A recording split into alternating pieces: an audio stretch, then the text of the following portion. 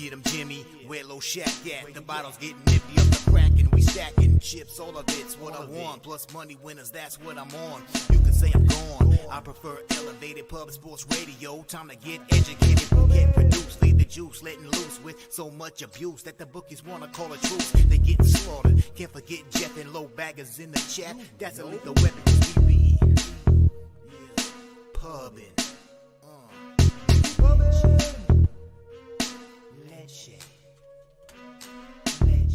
What up, cappers, gamblers, punters, hustlers, low baggers? Happy Wednesday, October 12th to all of you. Thank you for watching Betting with the Bag right here on Pub Sports Radio. What a card we have. The seasons are changing. NHL is back and NBA is right around the corner. I am excited. I did open up my NHL account with a loss on the Kings. That fucking stretch pass with 20 seconds left in the game angered me. Angered me so much that I couldn't sleep. Now, maybe I don't cash in overtime, but for a defenseman to sit there for 15 seconds behind the net and decide the move is a stretch pass to the far blue line, I mean, I would have lost my shit. I would have gone to that, and it's a dressing room. I would have gone to that fucking dressing room, and I would have just exploded. I would have open hand slapped him in the face. I would have screamed about decision making and how important it is, even in game one of the regular season. But I digress. Shout out to all the cappers joining us. Jedi for life in the house. Johnny Gunn says, this will be my first season betting NHL. Really tuned into this. I've never really tuned into the sport, but I'm excited to add yet another investment in the portfolio. I love that, Johnny Guns. Viper MB in the house. Viper back from his vacation. Nice, Vipe. Beautiful, beautiful. Dan Kelly, Fanatical, Jim, J-Dub, Maddie, Ice, Starvey, Taint, play of the day. Serious business. Tom Leach 2-0. Nice start. Rangers in the under 5.5. That was beautiful. I stayed off that Rangers game. I mean, I have futures on them. I have a lot of futures action, and I cut it down. I mean, I cut it down. We'll go over all of them, throughout the year. And a few of the teams are rolling tonight. But I do have Rangers. They're the only team in the Eastern Conference I have division, conference, and cup with. Alex Hills, Rangers money line under was easy. Kings over was a sweat, but a cash is a cash. Yeah, no, that third period was wild. And the sharp action was on the over, moving it from 6 to 6.5. So you guys deserved that cash. And the Vegas concerned me quite a bit. They looked really good. And I was hoping that they wouldn't this year. But they looked really good. And Stone, what a leader he is. What a fucking leader.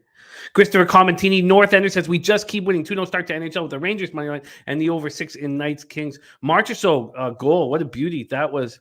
What a beauty that was.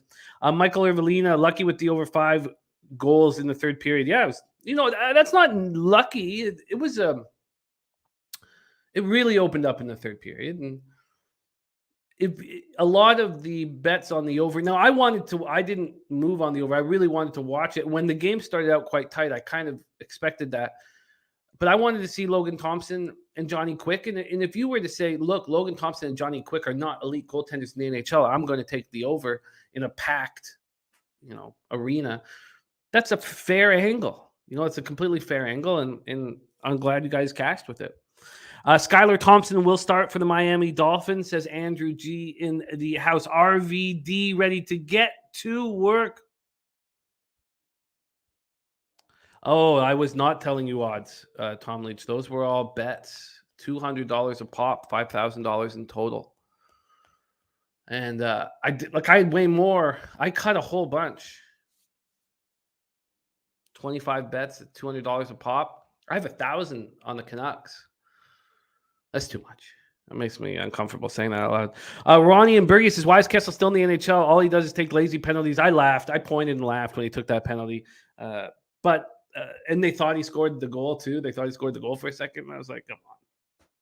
Big Tits didn't get that one. Jay Peasy ready to get to work. It says, yeah, Vegas Golden Knights over was a nice wake-up. Slatsy starting out the year very strong.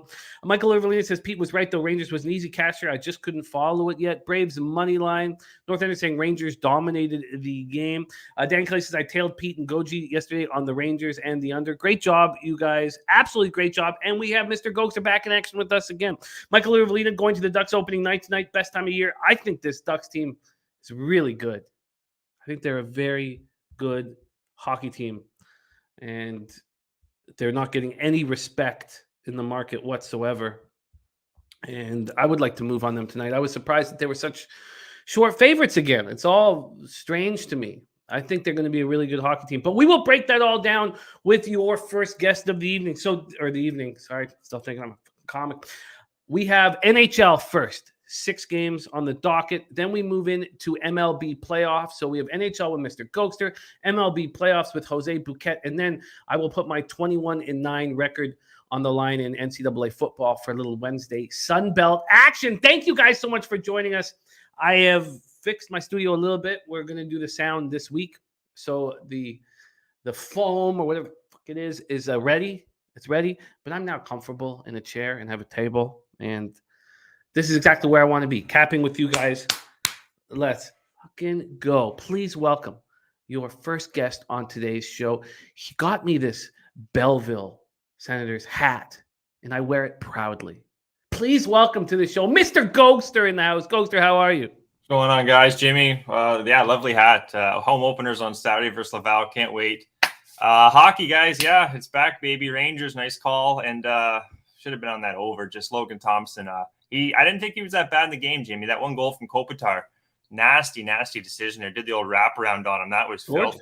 And the third goal was absolutely beautiful. Yeah, like the goals weren't bad. Like that's just some learning experience there, like just he's gonna learn something, Thompson, from that game going forward. But we got a nice juicy card here, guys. Some news here for some teams we'll get after, and let's cap some winners. Let's cap some winners. And did you make your picks official yesterday on the show? Did you make them official? Tweet or do anything so that I can? Yeah. I tweeted them out there. 2-1. Hit the no goal first 10 minutes. The old Gogster Classic. Now I'm calling it. And the New York Rangers on the money line. Then I was on the Kings as well on the money line. Like you said at the opener, Jimmy, I'm a little surprised how good Vegas looked. They got offense still, and that coach, man, I'm telling you, coaching's big in this league, and I'm still high on the Boston Bruins Casty there. I think he's going to do just fine with the team they got. So, yeah, certainly made me uncomfortable. I want Vegas to struggle, and I want Vegas hockey fans to know what it's like to have a struggling hockey team. That's what I want for you all. My gift to all the Vegas hockey fans. And I have a dope Vegas hat that the Dutch Boy Fresh got me, and I looked at it with just fucking disgust. One thing too, Jamie, Jersey was the guy who made that awful pass there. I think it's 50. He looked really bad in that game. Liability. I almost think he should go back to Ontario for a bit because he made some bonehead plays. I think he cost them another goal in the game as well. So they got some work to do. Still a young team, but let's get after it.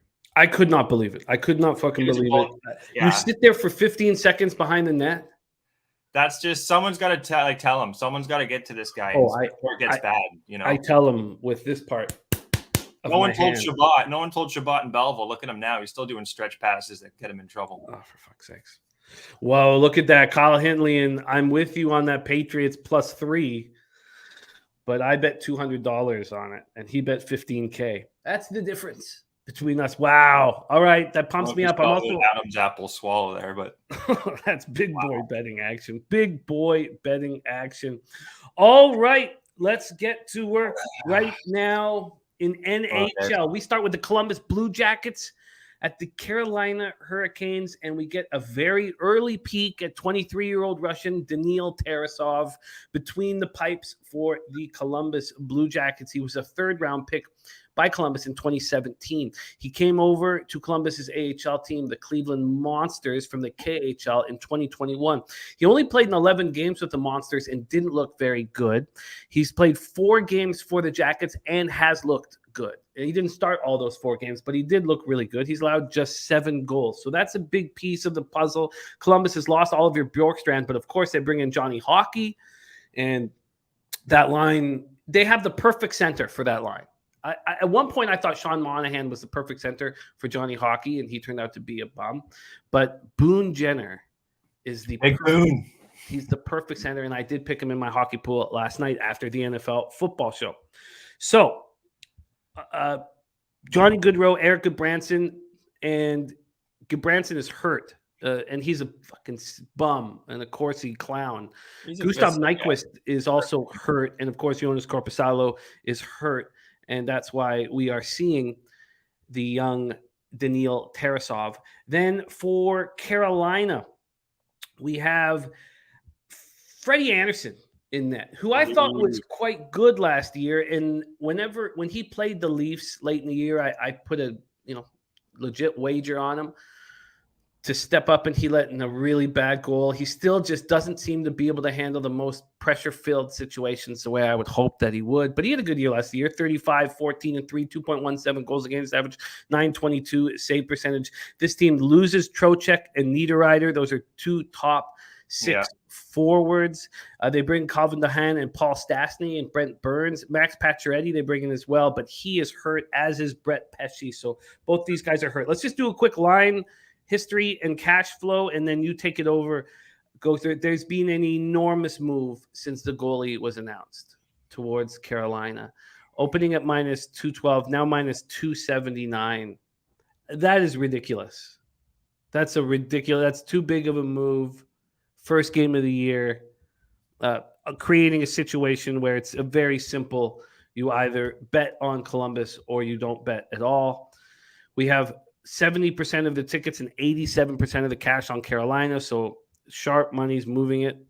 68% of tickets, 78% of cash on the over.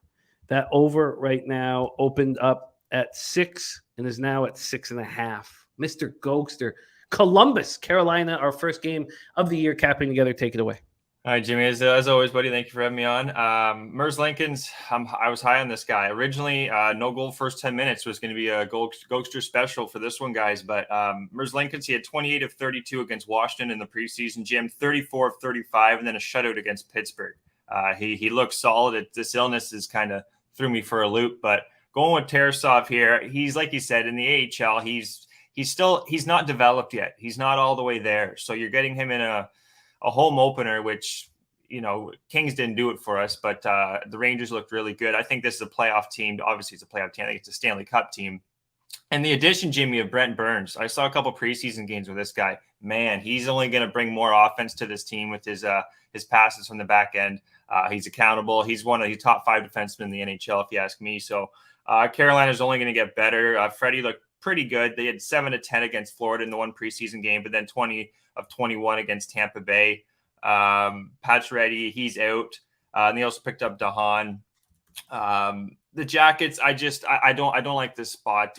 With Tarasov in, Jimmy, I just think you just hope for the best at this point with him in net. Like, I really don't think he's all the way there. And Carolina should be able to expose him here. So what I did is I just switched it up here. A minus 105 on the puck line, Jim. I know you said Columbus the only play, but I'm going to trust my goalie angles like I always do. And, it's just, I really, if Tarasov stands on his head, then I'll tip the old Dallas Stars cap here. But I think this line, like you look at Chicago, obviously Chicago's got a much worse offense than what Columbus is, much worse. But when you have a goalie like Mrazek's not much better than Tarasov, but Tarasov, I don't think he's all the way there, Jimmy. So I'm going to rock with the puck line on Carolina.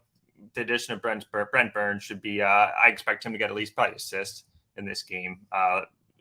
This is a Stanley Cup team, in my opinion, along with, who did I say in the show yesterday? Calgary, Edmonton, New York Rangers, and Carolina, Jim. Those are my 4 teams I think can lift the cup.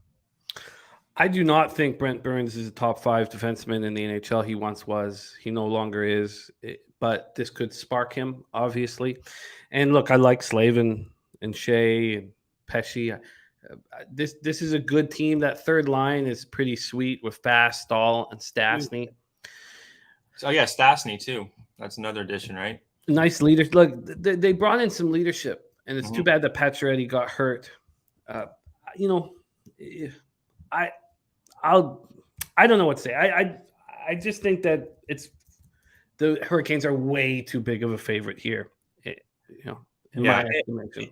It was the preseason too. Who was in net here? Tarasov was in net for half the game, allowed 3 goals. They did lose 8-1 in the preseason back on October 3rd, and that was with Ranta in net. They had pretty much a full team too. So I expected not to be an 8-1 game by any means, but like a 4-1, 4-2 kind of game, 3-1. I don't see Columbus to be like, and also with Johnny Hockey, just because it's not like he's just going to like that. They're going to be, boom, boom, boom, putting the puck in the back of the net. A lot of these times it takes a little bit of time. And with Columbus here, what were they? 4-4 in the preseason. So they were okay. But yeah, with the goalie change, guys, I got to be all over Carolina.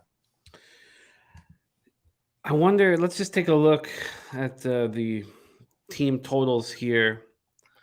Be very interested to see what they are. I think 4.5 was plus 105. I don't know how much, like, they did get 8, like I said there a week ago, but I don't know if I want to take an over 4.5 plus 105, something like that, Jimmy, I believe it was. Yeah, I think that Columbus over 2.5 goals is a legit opportunity here for the Blue Jackets. I'm not sure if I pulled the trigger on that, but I'm going to write that in right now. 2.5. It's at minus 110 at bet 365 right now. Osby says, how much defense does Columbus have compared to the Canes? That's the problem here. And Tarasov, yeah, I think he's just going to get it. They got Werenski, Boqvist, Garikov, Peak, Jake Bean, and then Gabranson. So that's the problem here. There's some pieces to this puzzle that I like, especially Jenner and Roslovic as the 1-2 centers. You got size. Yeah. And they added Matthew Oliver from Nashville too. He's another tough piece on the fourth line. So they I don't mind their offense. It's just you really need Merzlikins, who I think when he's on, he can win you games. So, but with Tarasov, I wouldn't be surprised to see him in Cleveland Monsters at some point. Matty Ice giving us a heads up for his college football action. That's going to be our final game that we break down here on the show. We're going to move on past this one, but let's just talk about what TJ is saying, because they're salient points. He's saying here, first off, don't you think if the Jackets go over their team total, the over is a lock? If not, you have to bet the Jackets. And there has to be value on the Blue Jackets at this price, is the way I see it. And for a kid, they're going to want to slow this rate down, Columbus. They're going to want to put this to a crawl. But not when their first line's on the ice. Well, no, but like they're going to want to not leave this goalie out. Don't give as many 3-on-1s. Like, don't put this goalie in a bad spot, kind of thing. That's what I could see Columbus trying to do here. 8-1-2. That's what just came to my mind right there. I feel you. And North Ender got Canes regulation at minus 130. We know Rod Brindamore have these guys ready to go. And, I get it. There's Eric Jones in the house. Gogster's on the Hurricanes minus 1.5 and minus 104. And TJ's right. If the Blue Jackets score 3 goals. Oh, it's got to go. Yeah, it's got to go. But I'm not too high on the over on Columbus. Well, I'm not so down on a 23-year-old kid with a high ceiling getting a chance here in game 1. I'm not. I don't feel like. I'm not too concerned with Daniil Tarasov. It's not like he's the number 1 goaltender in Columbus and he has to stand up. This is like a free roll for him. This is an opportunity just to show off in a real game where the expectations aren't, sky high. So, but I hear what you're saying, and we'll move on at this point. I don't know if I'm going to pull the trigger on the Jackets team total over 2.5, but I am interested in it. Fanatical Jim is on the Johnny Hockey over 2.5 shots at minus 120. And North Ender says, I hate betting against backups. Feel like I'm piling on, but I don't even know if we consider this a backup. Like you said, Corpusalo, Lincolns, and then Jet Greaves. Like he's better than Jet Greaves, but I just think Tarasov, give him another year or so. He can be half decent in the AHL, but I don't know. I don't expect a lot out of him here. And when I say this isn't a backup, I mean this is a kid who's going to be the number one goalie for the Cleveland Monsters in the AHL. He's not going to be backing up at the NHL level, and that's why I kind of like those situations. I hear you. I don't know if he's like. I think sometimes it's a big difference, the speed, right? I think Carolina, they're a quick hockey team too. It's a tough spot. If he had Chicago, San Jose, Anaheim, Arizona, like a real weaker team, I wouldn't mind Tarasov here. I really wouldn't. But I just think this is it's a tough spot. And they just got lit up 8-1 against this team, and he got allowed 3 of those goals, and then Jet Greaves allowed 5. Yeah, and another thing, I don't care much about how goaltenders perform in the preseason. That's why I don't care about what Matt Murray did at all.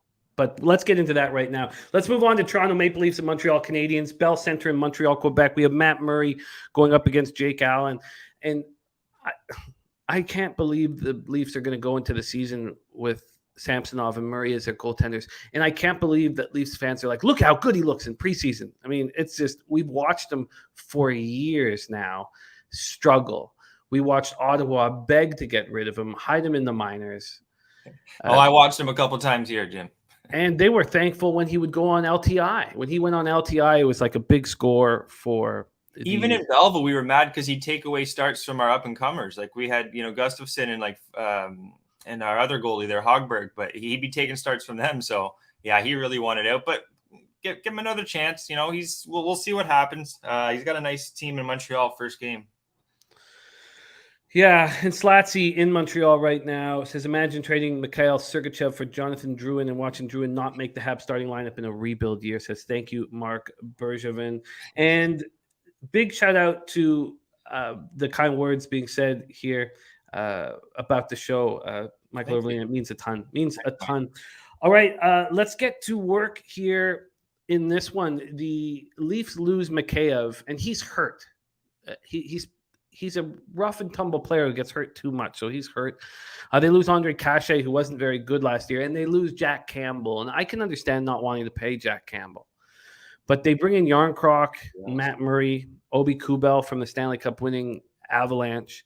They've lost Jordy Ben and Carl Dahlstrom. From Montreal, they lose Ryan Poling, Jeff Petrie, and Alexander Romanov. They bring in Monahan. They pick Slavkovsky first overall, bring in Kirby Dach, Evgeny Dadonov, Mike Matheson. Now, Mike Matheson is hurt. So is Joel Edmondson. So they're starting out with those 2 defensemen hurt. Joel Armia and Paul Byron also hurt. That's the situation right now. Let's take a look at the line history here in this Leafs-Habs spot. Leafs open up at minus 227. They're now minus 244. And from a total perspective, it opened up at 6.5, minus 125 to the over. It's now 6.5, minus 129 to the over. So expecting a Montreal team that's not going to be able to keep the puck out of their net and a Toronto team that's going to want to take advantage of it. But I hate trusting the Leafs on the road in Montreal or in Ottawa. Let's take a look at the cash flow on this one. We have 8,675 tickets in. 21% of the tickets, 24% of the cash is on Montreal. And then 39% of the tickets and 68% of the cash is on the over. So there's a lot of the public actually thinking that this game goes under, which is very interesting. What up, Millsy in the house? Slatsy says, want to take the Habs so bad here, but 4 rookies on defense. Matheson being on the Habs. Take it away for us. I expect, first off, though, of these 2 journeyman goaltenders, I would rather have Jake Allen than Matt Murray, and I expect Jake Allen to have a bounce back. Take it away. I just seen Samsonov here. It's preseason, you're right, but Samsonov, you know what? From what I kind of my head with Samsonov, he wasn't as bad as what I saw from Samsonov.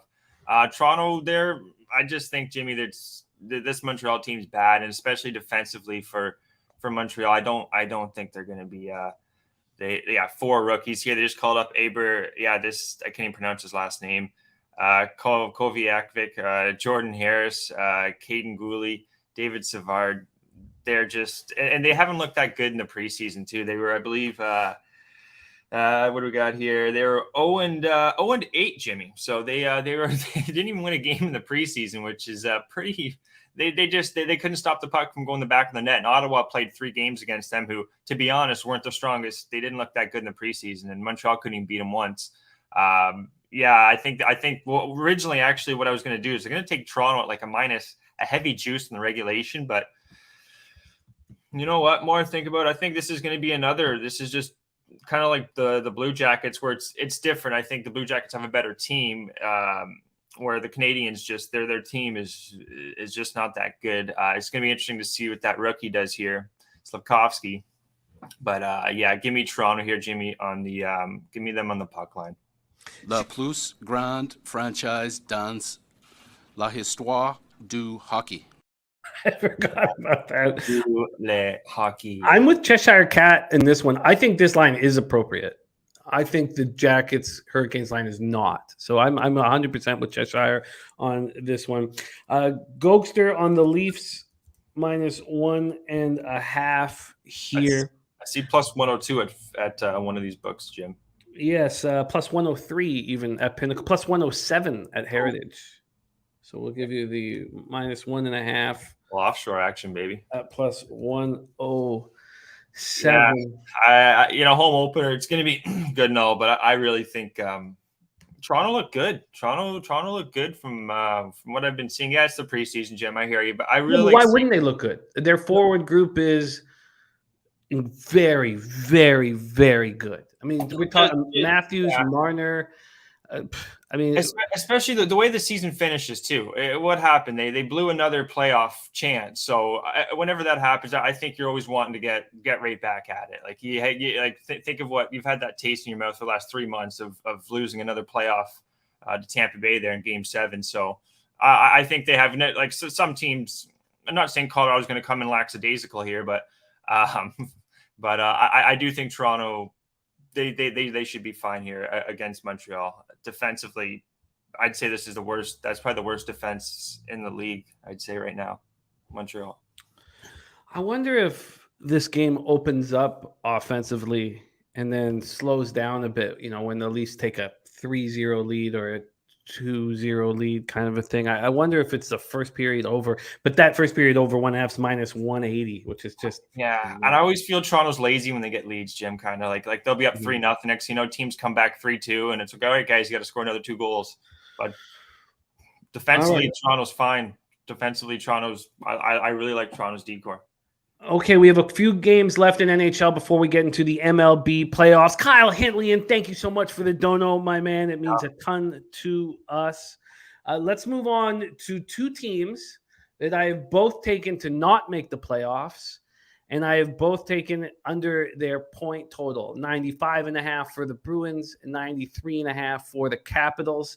And let's bring on a Boston Bruin fan that produces the show. Please welcome Jose Bouquett to the show.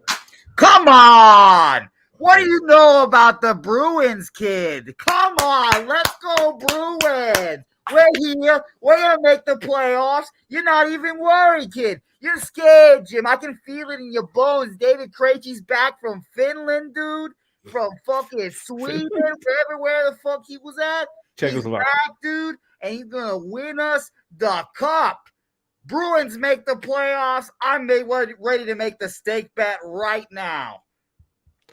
Well, I get +1, but sure. I'm getting +125 on them to make playoffs. I think I would prefer 2 stake bets. I would prefer the 95.5 and the playoffs. I don't know about their points, so I'm only doing the playoffs because you know why, Jim? Why? Because all it matters is making the playoffs. We just got to have a chance at the cup, kid. You must have been in Boston because that sounds pretty fucking good. I don't know if I'd go that This far. is my least favorite Canadian, by the way, Jimmy. Oh my God. I can't fucking stand this guy.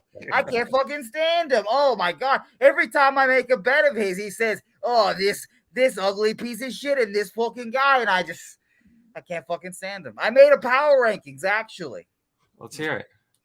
You're last. Jimmy's first.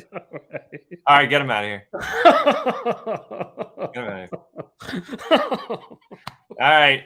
I didn't know Chara had such long hair. Must be that new format. That was some of his best work, though. That was some of his power. Okay. Bruins, Capitals.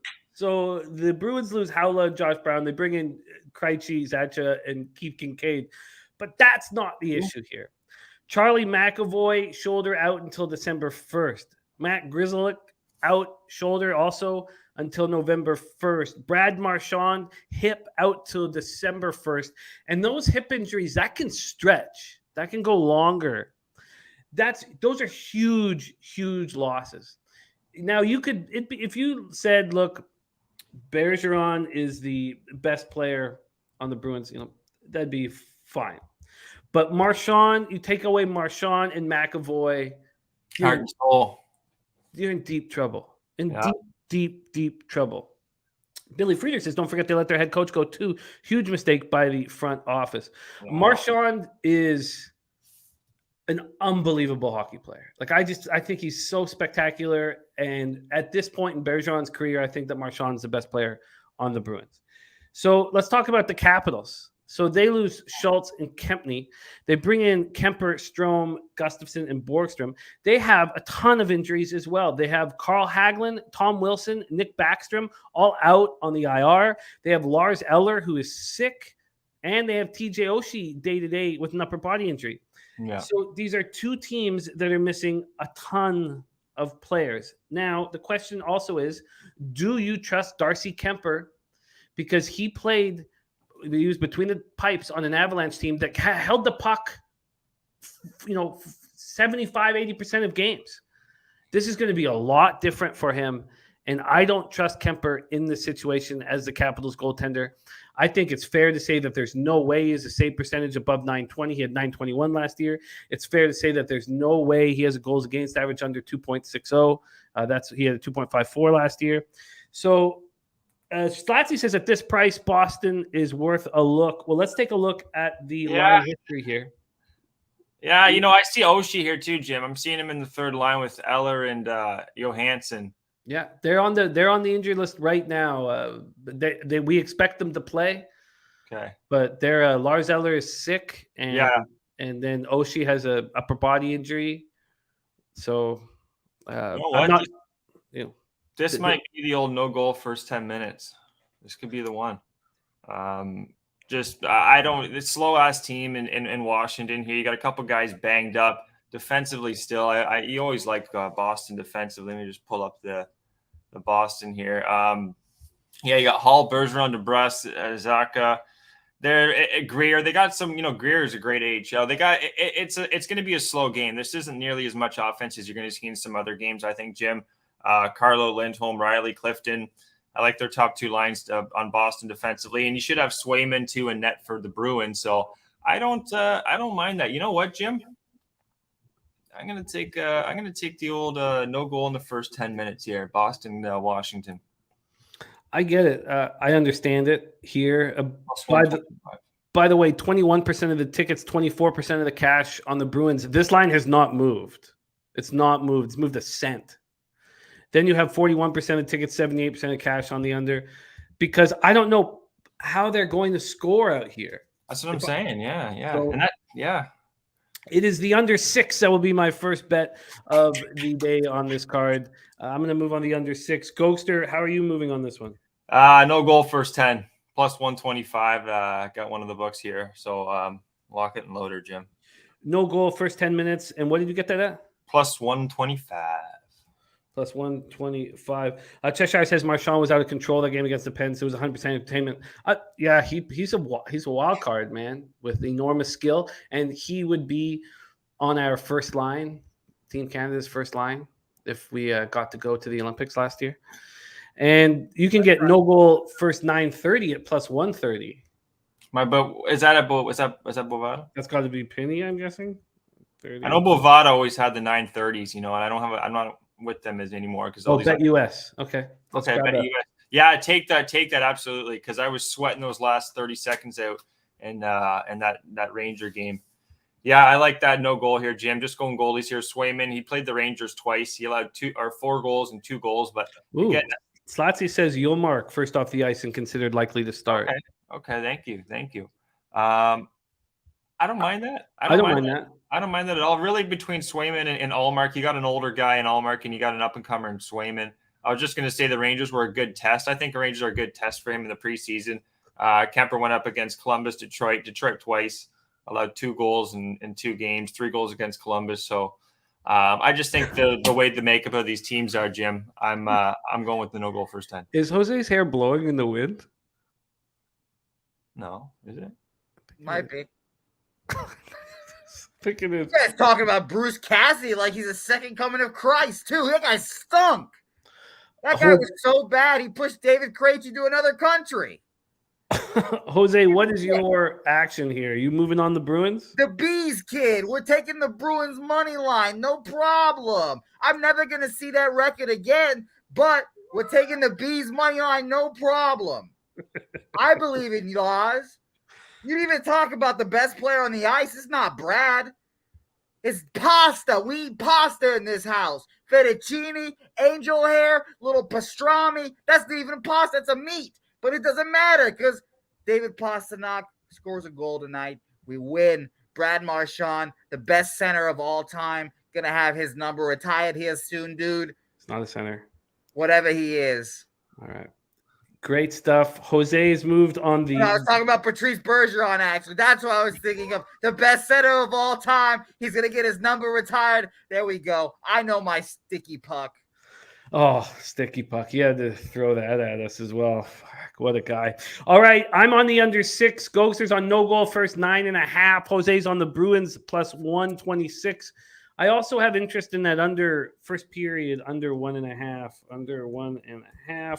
What would I get that at? Just very quickly here if I wanted to move on that as well here. So the under 6 is at even money, and that's because it opened at 6.5. That's fine. I'm fine with that. I'm shocked that the Bruins game would have a total 6.5, 6 or 6.5. It was 5.5 all year last year. And then that first period under 1.5 is at plus 125. Man, how do I not move on these? All right. We are in business. Birdie also on that under 6. Great to see you. All right, let's move on to the Western Conference. That is the Eastern Conference. Let's move on to the West. 9:30 p.m. Eastern. Chicago Blackhawks at Colorado Avalanche, Ball Arena in Denver, Colorado. The great Peter Mrazek in between the pipes for the Blackhawks against Georgiev. I mean, what? It's just wild. It's just wild. Now, I've always thought that if Georgiev had the reins to be a number one, that he had the skill set to be a number one. But he has not proved me right, and Peter Mrazek is downright horrible. I mean, that trash. Yeah, that last season he had in Toronto was one of the worst we've seen from any goaltender, since the '80s, since Peter Ing. We have the Avs opening up at minus 383. Now we see minus 424. I mean, that's ludicrous. This total opening up at 6.5 minus 111 to the over. Now 6.5 minus 115 to the over. Does the old school button not work anymore? The one that kicks Jose off. No, I enjoyed Jose's run there. Let's talk about the additions and subtractions, and then we'll talk about the line history and where the cash is, and then let Gogster roll. The Blackhawks bring in Jack Johnson, Max Domi, Alex Stalock, Andreas Athanasiou, Colin Blackwell, and then, of course, Mrazek. They lose Kirby Doc, Alex DeBrincat, that really hurt Patrick Kane, and Dylan Strome. They have injuries to 2 defensemen, Jake McCabe and Caleb Jones. For the Avs, they bring in Georgiev, Evan Rodriguez, and Lucas Sedlak. I love the Rodriguez signing. Mm-hmm. They lose Kadri, Kemper, Burakovsky, Jack Johnson, Nico Sturm, Nicholas Obi-Kubel, and Gabriel Landeskog. They say November 1st, but Bednar says he's not skating. So I do not believe he's going to be available on November. He's still from the Stanley Cup. Yeah, I do not expect him anywhere soon. All right, let's take a look at the cash flow. We've talked about where the line is. Let's take a look at this cash flow. 9,280 tickets in. 18% of the tickets and 30% of the cash is on Chicago. Then 75% of tickets, 87% of cash on the over. That over went from 6.5, so it's a 4-cent move to the over. Take it away for us, Gogster. We head west, Blackhawks Avalanche. Well, if there's a time Chicago's going to come out, you'd think it's going to be in the first period, in my opinion, Jimmy, here. Their team is just, this is an offensively challenged team. Got rid of all their top 3 players, as Jimmy went over. Max Domi's your number 1 center, so take that for what it is. On with Athanasiou and Kane, Johnson, Taves, Radish. Gets pretty much the whole Rockford Ice Hogs is their bottom 2 lines, along with Blackwell and Kahari there. And then you got old Buddy Robinson there coming in, Buddy. It's a struggling team. They're going for that first round draft pick, Connor Bedard, I believe it is. I think they're going to be really going for him next year because you got goaltending too. Peter Mrazek, Jim. If he don't work, they're going to Alex Stalock. So there's this is probably going to be the worst team, I think. Actually, more I think about it, it's either them or Arizona, but I think I might give it to Chicago. I can't really do much with this game though, Jimmy. I've been trying to find an angle. I think if anything, maybe it's risky, but maybe Chicago like plus 1 in the first period. That might be my only angle I'd look towards. If you can get that on maybe minus 110, 120, but it's not a game I really want to have anything to do with. The line's just kind of too out of whack, but it should be Colorado should do fine here. Yeah, I mean, what Colorado's not going to come out of the gate strong. We know that. And look, I just looked at the lineup for the Blackhawks, and it's atrocious. But it's awful. And I mean, if you look at this, okay, so you have the McKinnon, Lehkonen, Rantanen line, dangerous, obviously. And then you have, of course, Makar and Taves, who are spectacular. They lost some pieces. But if you look at Newhook, Nichushkin, and Rodriguez, I know Nichushkin is an offensive player, but Newhook is too. Newhook's going to be offensive, but Rodriguez is going to give the defensive accountability. Cogliano, Comfer, and O'Connor. I mean, those 6 players right there, we're not even talking about the 4th line, are going to be strong defensively, not really strong offensively. At first I was like, God, looking at the goaltenders, how does this not go over? But now I'm starting to understand why Jimmy Gomez is on the under 6.5, because I don't mind that. I don't think the Avs are going to light it up here. I think they're going to play, they've lost some offensive pieces here. They picked up D pieces too. They got Zeth Jones, they got Tenorti, Connor Murphy, Jack Johnson. Their defense is much better than what they have offensively. So I don't mind that. Maybe even, could be another no goal first 10 minutes. I'm not going to play it here, but more I think about it, I think that could hit. But defensively, this team is not as bad as you think offensively. It's offensively, they're going to be challenged, slow, not a lot of high danger chances from the Chicago team. But defensively, I do think they should be okay. And you went over to Colorado, Jim. I agree. They're more of a hard-nosed bottom 3-4 lines. And you got Newhook, Rodriguez, and Nichushkin. And they lost a lot of pieces there with Kadri, Burakovsky. Who else they lose there? Abel Cabell, Sturm. Yeah, they're missing some pieces. I don't mind the under here. I don't mind it either. Even a no goal first 10, but I'm not going to play it. I don't want to have too many bets this first. That under 4 is a plus money proposition for Avalanche team total under 4. Yeah. I want to see a little more. It's just kind of a feel. I don't want to, I want. How bad is Chicago? Like, are they going to lose 6-1 bad? Is it going to be a 3-1? Like, I don't know how bad it's going to be. So I'm just going to lay off. Yeah, this is going to have to be a watch and see. It's too bad. Birdie says, Avs should start fast with pregame motivation. I always find when the banner is raised that... And you're missing a lot of guys who have a ring.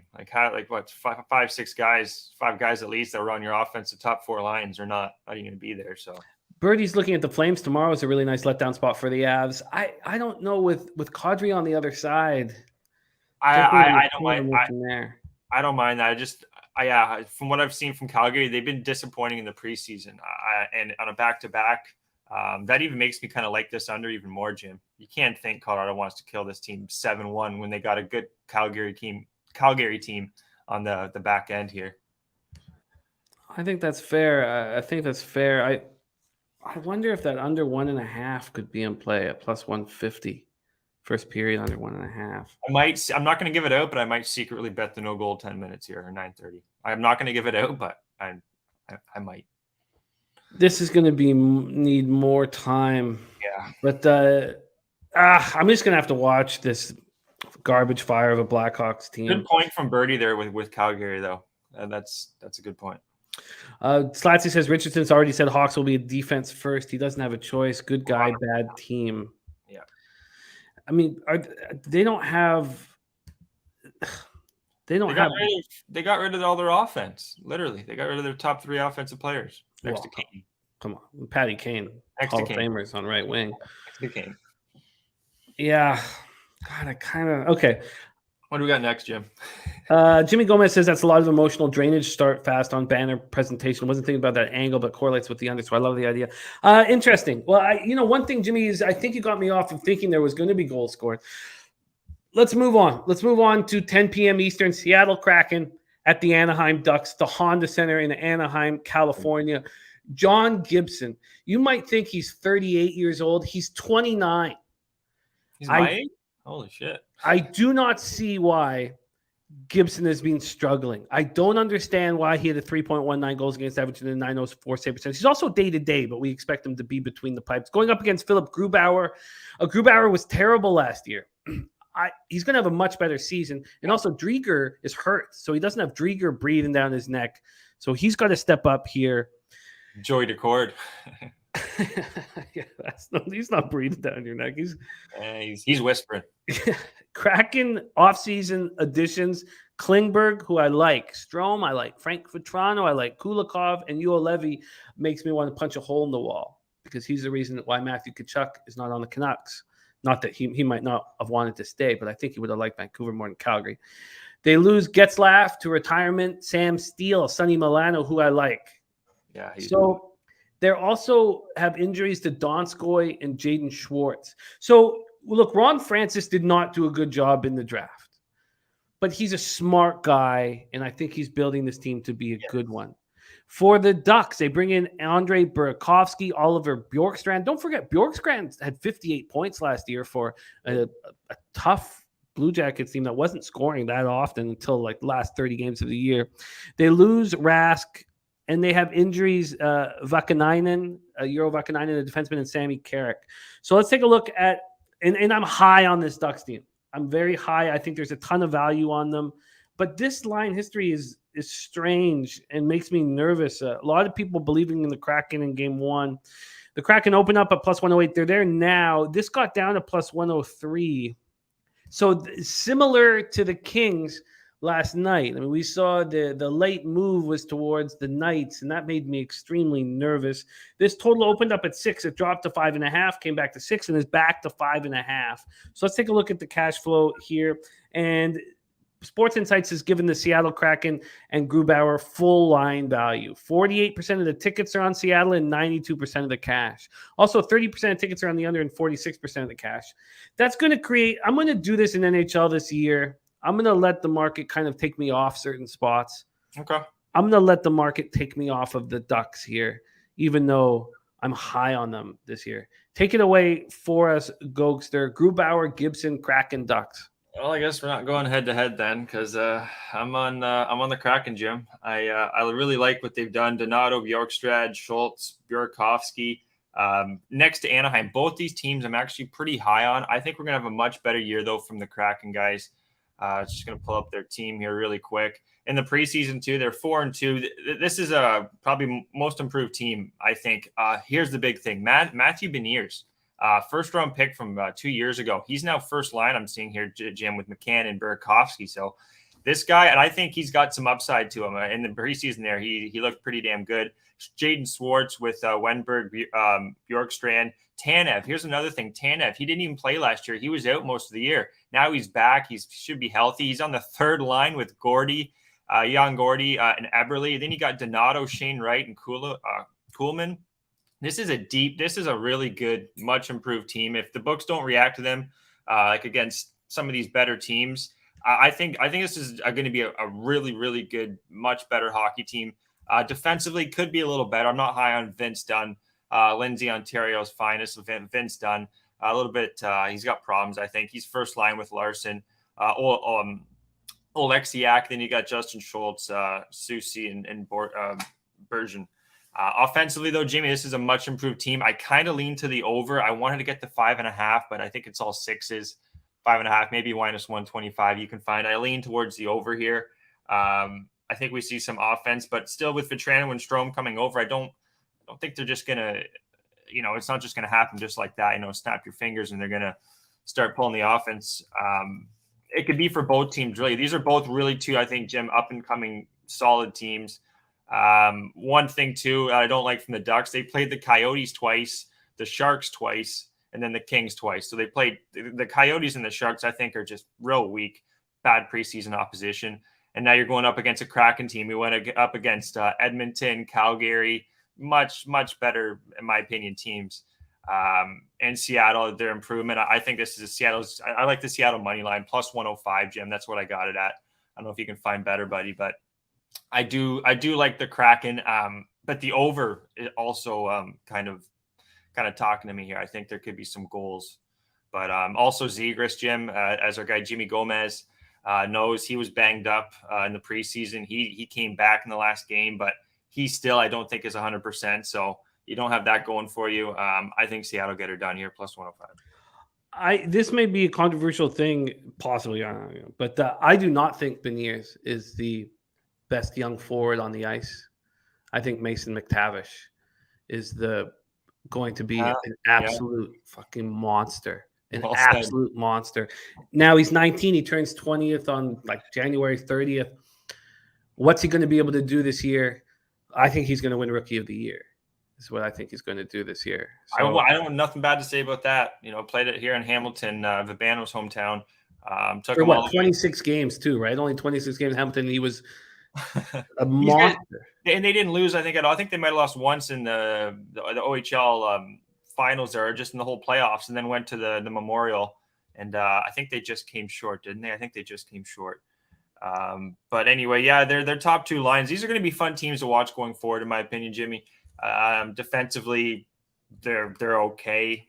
You got Fowler. Klingberg's a nice addition from Dallas that Anaheim have. Drysdale, young guy. Some fun offensive teams here. Vetrano's another great addition that I think they got too. So I'm going to trust Seattle, though, first game here, Jim. And he's not. He's the son of Dale McTavish. He's not related to Craig McTavish. I was going to say. He's born in Zurich because Dale was playing out there. Yeah. Okay, so let's lock you in. I can get you that plus 108. I'm not going to bet against the Ducks. I want to be on the Ducks, and I'm really excited to watch them. There's DJ Big Boss in the house. He'll be joining us on Friday. But Gogster is moving on the Kraken. So the Kraken have full line value. This is the final game in NHL before we get into MLB playoffs. The Kraken, and Tom Leach says, give me Ducks money line. They should just win, shouldn't they? I'm not going to. I don't mind the over. Sorry, Jim. The over. I almost at a real plus money. Seattle in the over 5.5. That's getting kind of cute, or as Pete would say. But I do think if Seattle win this game, it's not going to be a 2-1 game. I do think it'd be like a 4-2, 4-3. I think we'd see some goals. So that's plus. Well, if you want that 5.5, I mean, it's available at Pinnacle. Is it -1? What is it though? The 5.5. It's not expensive. It's a decent price. I'll just pull it up right now, and then we're gonna get into our final spot on the board and into MLB playoffs with Jose Bouquett. I wouldn't be surprised if it goes over 5.5. 5.5's at -114 at Pinnacle. I don't know, man. I'm gonna leave it off just because I don't want to get too crazy. I've done this in years past where I get really crazy with my bets, so I'm gonna leave it off. But I wouldn't be surprised if this game does go over. So we'll move on to the Vancouver Canucks at Edmonton Oilers here, and a couple things. There was some negativity towards Thatcher Demko in our chat when we were doing the futures show with Bobano, and I think that Demko is a top 5 goaltender in the NHL. And if Shesty wasn't such a monster, I'd be on Thatcher to win the Vezina. I think that this is a really important year for Thatcher. He's at that perfect age, 26, to be the best goaltender in the NHL. The additions the Canucks have made them a force to be reckoned with. Kuzmenko and Mikheyev on the second line in between Pettersson is going to be so great. It's just that Mikheyev is hurt. But he's not the only one hurt. You have Brock Besser, who's trying to be able to play in this game, but he's day-to-day with a hand injury. You have Connor Garland day-to-day, and Tyler Myers and Travis Dermott are out on the IR. That hurts. It's too bad, because that Kuzmenko Mikheyev line is going to be dynamite. Where did he come from? I can't say I know too much about Kuzmenko. Kuzmenko was the leading scorer in the KHL last year. He was playing on the same team as Kaprizov. He was the second line winger, and he had very similar numbers to Kaprizov in the KHL.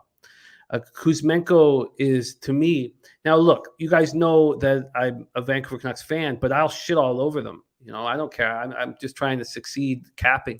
I think that Kuzmenko has we saw what Kaprizov has done in the NHL. It's been unbelievably spectacular. He steps foot on the ice. He's immediately a top 5 player in the NHL. What's he built like? He's got good size. He's a tough little kid. Not kid anymore. I guess he's 26. Let's pull up Andrei Kuzmenko here. Because that'd be some offense, kind of another spark. That'd be a quick second line. He's 5'11", 200, but he's not a guy that gets pushed around here. He was the leading scorer in the KHL last year with St. Petersburg, and he used to play for CSKA Moscow. I just think he's going to be an absolute monster. I'll keep an eye for him. Tom Leach says, what is the best site for NHL research? Tom Leach, what I would do is there's certain things that we're going to go over, and we're going to be going over the power play and the shorthanded, because special teams are so crucial. So we'll be going over that. Then we're going to be going over injuries. So I don't use anything other than my own eyes and us working together capping, but I have left wing lock up just so I can see who's out, who's playing on the power play, what are the line combinations. So I use left wing lock to get the goaltending information, but there's no site I use for capping other than watching the games and being a part of this. Okay, so with that being said, I'm on Canucks futures. I'm on them for over 92.5 points. I heard Elliot Friedman yesterday saying how he thinks that the Canucks are capable of the biggest swings. They could be elite and they could be bad. Like he's not sure where to place them. Well, I like the Canucks, but I'll tell you this. I think the Edmonton Oilers win the Stanley Cup. And I was on the Avalanche to win the Stanley Cup last year, as you guys know, from the beginning of the year. But we didn't move on the beginning of the year. We waited a little bit, which didn't really help us market-wise. But the Oilers have gone through the paces now, and their team isn't that good right this minute. I like the Campbell pickup, but they're going to be heavy buyers at the deadline. The whole thing will be, let's put themselves in a situation where they can be buyers at the deadline. Sell their draft picks, maybe, some guys in the farm system they got. Yeah. So, yes, I'm now, in saying that, I only have $200 on them to win the cup and $200 on them to win the conference. So it's not like I'm diving deep, and maybe I do a little more. Maybe I act a little more later in the year or in a month, or we'll see. But I think that the Oilers win the Stanley Cup this year. So we'll keep that in mind when we go over everything as we move through here. Let's go over line history in this one. We have the Oilers opening up at minus 187. They're now minus 172. They got down to minus 167, though. So there's a legit move towards the Vancouver Canucks. This total opened up at 6.5, minus 115 to the under. It's now minus 111 to the under. So a slight move to the over at 6.5. And then Sports Insights has given the Vancouver Canucks full line value here. 23% of the tickets, 77% of the cash. Then you have 55% of the tickets, 92% of the cash on the over. Goals are going to be scored is the expectation in this game. And also, the Canucks don't have the pressure that the Oilers have on them. And you could say the pressure is excitement or whatever, but I would like to move on the Canucks, and I have interest on the over. But if I have interest on the over, would I prefer taking the dog on the team total, as you're going to get a much better number on a dog with a team total. So let's just take a quick look at the team total before I hand it over to Gogster. The 3, if I take the Canucks I'm going to do that. Canucks team total over 3 is like beautiful plus money. I like that spot. I think I might even like that spot better than the over because I think Thatcher Demko might be the best, top 3 goaltender in the NHL. Take it away, Gogster. I just don't know if Vancouver's going to shred right through the Edmonton's defense and Campbell. That's the only thing. More I'm thinking about, Jim, I'm kind of leaning to an under here. I had over 6.5 written down. The preseason games too, they went way over, but it wasn't with Demko was not in net for any one of those games. Campbell was in net for one of them, allowed 28 of 30. First game of the year, but I don't know. I'm not too high on the over here. I don't really have any play on this game, Jim. I had a question mark on the over, questioning kind of my call on that over 6.5, and I kind of lean to the under, to be honest. You said it too, no Mikheyev, so you're missing. Once they get some of those guys back, I think they're going to be they'll be even better. I don't have a strong angle here, Jimmy, but I'm leaning to. I don't know about the over. Sidewise, I do think Edmonton get it done, but I don't feel as strong about this game as you do. Well, I'm very, very excited. This Canucks team has so much depth. I'm going to watch that team close. Look at this third line: Podkolzin, Horvat, and Garland. I mean, we're talking about a team with just enormous depth, and to see Horvat on the third line, that tells you something. It's very, very exciting. The Canucks have so much value in this game that I feel like I have to bet them. Should I just take the team total over? So do you see Vancouver winning 4-3 then, Jim? So how do you see Vancouver winning? I'm not sure. Game 1 of the season. But I just see so much talent on the ice. There's so much talent on the ice, and it makes me think that the over's in business here. And the sharp money's on this over. I mean, look at you have 92% of the cash on the over. I mean, the sharps are on the Canucks and the over, and why wouldn't they be? Why wouldn't they be? One of the things that has hurt me in the past is when I just take a single team and don't use both teams for the over.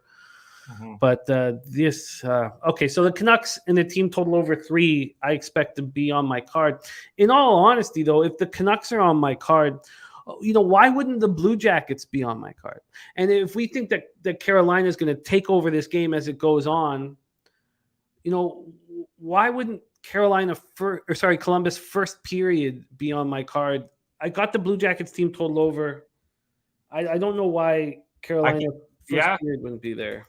I can tell you that one preseason game I watched, it was 8-1. Columbus scored the first goal right away in that game in the preseason. So they came up on them. That wasn't even their top squad. They came out pretty strong. So, yeah. Fopatashi says, let's go Oilers. And this is going to be a fun year. Cheshire Catcher McDavid is absolutely ridiculously good. Mally Mouse says, could be a 4-3 game Edmonton money line. Kane start notoriously slow at home, says Billy Friedrich. Of these two spots, there's just these two dogs have the ability to strike here, and that being the Blue Jackets and the Canucks. And I would need them on my card in some form of another. All right, we're going to move on to MLB, but let's review all action here. Ronnie and Bergie are putting Vancouver puck line in a parlay. Let's go. And Bobby Boucher saying, I've been hitting goalie props recently. Was wondering if anyone on the show is aware of them or even bets them for insight. Do you have an answer to that? I do not bet goalie props myself. I cap goalies like it's my favorite thing to do in hockey. So you know what? Maybe I will start looking at hit me a message or Eagle47_ what books you use there, brother, for goalie saves. Because I wouldn't mind starting to do that because that really helps dictate the game. If you think it's going to high shots, low, I think it all starts kind of like pitching in MLB, guys. I think it all starts with the goalie. See what's the goalie doing? What's going on there. Then from there, I look at some injuries and. It's the situation, the team they're playing, so on and so forth. But I'll go over my picks here quickly, Jim. At Boston, Washington, I got no goal first 10 minutes or no goal first 9 minutes, 30 seconds, plus 130. Toronto puck line, I believe it was plus 106. Your Leafs plus line plus 107. Plus 107, beautiful. Carolina puck line minus 105. I have the Kraken also on the money line, guys. That's my small dog of the night. plus 105 on the Kraken to win that game. And I lean towards the over 5.5. And are you able to join us tomorrow? Tomorrow, yeah, for sure, Jim. If you want to start doing this going forward, I absolutely, it's my pleasure. Love capping hockey with you guys. It's as a Canadian, you guys know everyone up here, even down, everyone just jumping on with ESPN taking over hockey, Jim. It's nice to see everyone learning the game, because it's nothing like playing a little puck stick on the ice, a little shinny as we call it up here. So. Well, watching that Kings Knights game, I was like, who wouldn't fucking love this? It was so exciting. And go out and try it. Go out and find a local sheet of ice there, guys, and just have a little fun there. Get a little stick, a little puck out there. It's quite fun. It's quite fun. All right, Gogster, great work. Follow Gogster on Twitter at EGO47_, and he will be rocking with us tomorrow. Tomorrow, we also have Moose Money for MLB and NCAA football, and we'll have Mr. Gogster for NHL. Great stuff, Gogster. Just a quick before you bounce, I'm Gogster on the Hurricanes puck line. I'm going to move on the Blue Jackets team total over 2.5 and the Blue Jackets first period, but I don't want both. I may have to go both, and if I do, I might cut a bit off the unit size. Gogster's on the Leafs on the puck line. I get that. I'm going to be on the under 6 and the first period under in Bruins Capitals. Gogster's on that no goal, and Jose is on the Bruins plus 126. I just don't want that game to go to overtime. I want one of those teams to start out losers. Then Gogster's on the Kraken. I love the Ducks, but won't be on them. And then the Canucks and the Canucks team total over 3 for me. Ace Soto in the house. Go get that cash, Mr. Gogster, and we'll see you tomorrow, my man. Be good, guys. Catch you tomorrow. There he is, Mr. Gogster. And we move into MLB, and my focus has been on the gridiron. But what a year we've had in MLB. And I'm ready to attack over these next 3 days while we cap together. So let's move on to, and there's Alexi in the house. Great to see you, Alexi. Much love, man. Let's move on to MLB playoffs and bring on the host of Say Hey Plays. Please welcome Jose Bouquett to the show. Jose, how are you? I'm doing well. Nice to come on the show. Finally, it only took an hour and 7 minutes to break down the hockey. So we're moving at a brisk pace. Welcome back, hockey. And it's nice to see you, Jid. Nice to talk to you for the first time.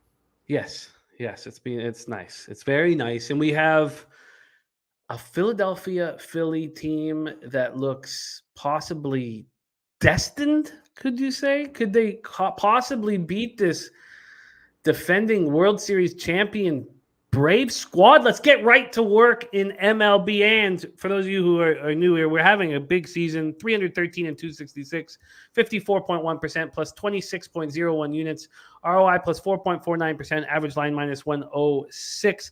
Phillies, Braves, Truist Park in Atlanta, Georgia. Zach Wheeler has allowed 1 run, Jose, in his last 4 starts. So listen, so you have Wheeler, who's allowed 1 run in his last 4 starts, going up against Kyle Wright.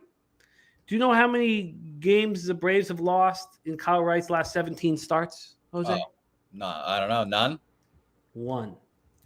They've lost 1 game in his last 17 starts. This is going to be a lot of fun. We have possible light rain throughout and rain at 7.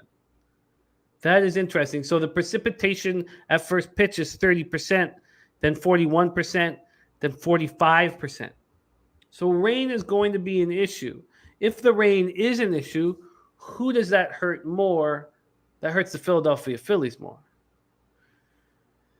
Zach Wheeler, 12-7, 2.82 ERA, 1.04 WHIP, 153 innings, 163 Ks, and 34 walks. He was excellent in that 6-3 win at the Cardinals in Game 1 of the wild card. He's allowed 1 run in his last 4 starts. And on the road, he was worse than he was at home. 3.84 ERA, 253 opponents batting average.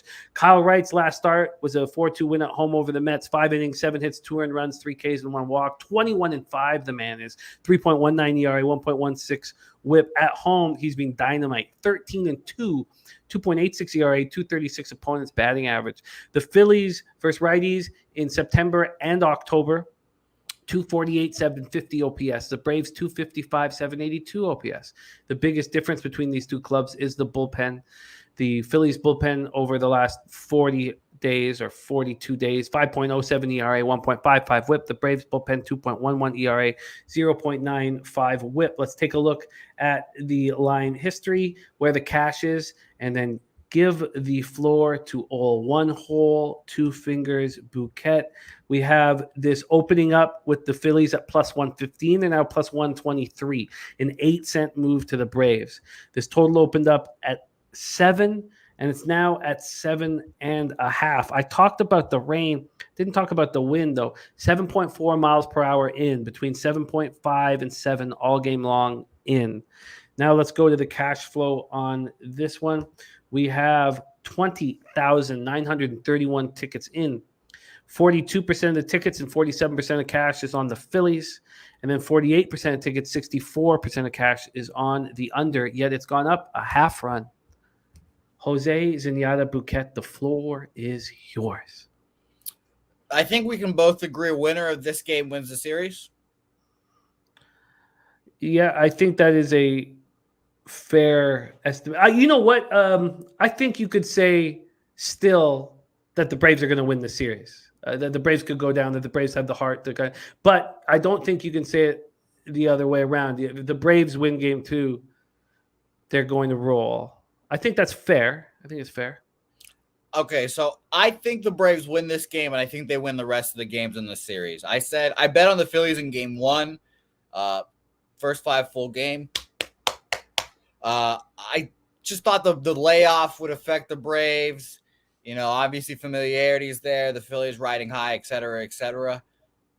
I think the Braves, you know, that's the kind of slap in the mouth they needed. They win this game. They win this series. I have no bets on this game, but instead I took just the Braves to win this series at now plus 135 price, which I thought was shocking. I thought it would be like minus 110, you know, give the Phillies a shot here. But no, plus 135 for the series. Feels like a bet on the game, really. Like I said, I think whoever wins this game wins this series. So why not just take the series price here at plus 135 bet it that way.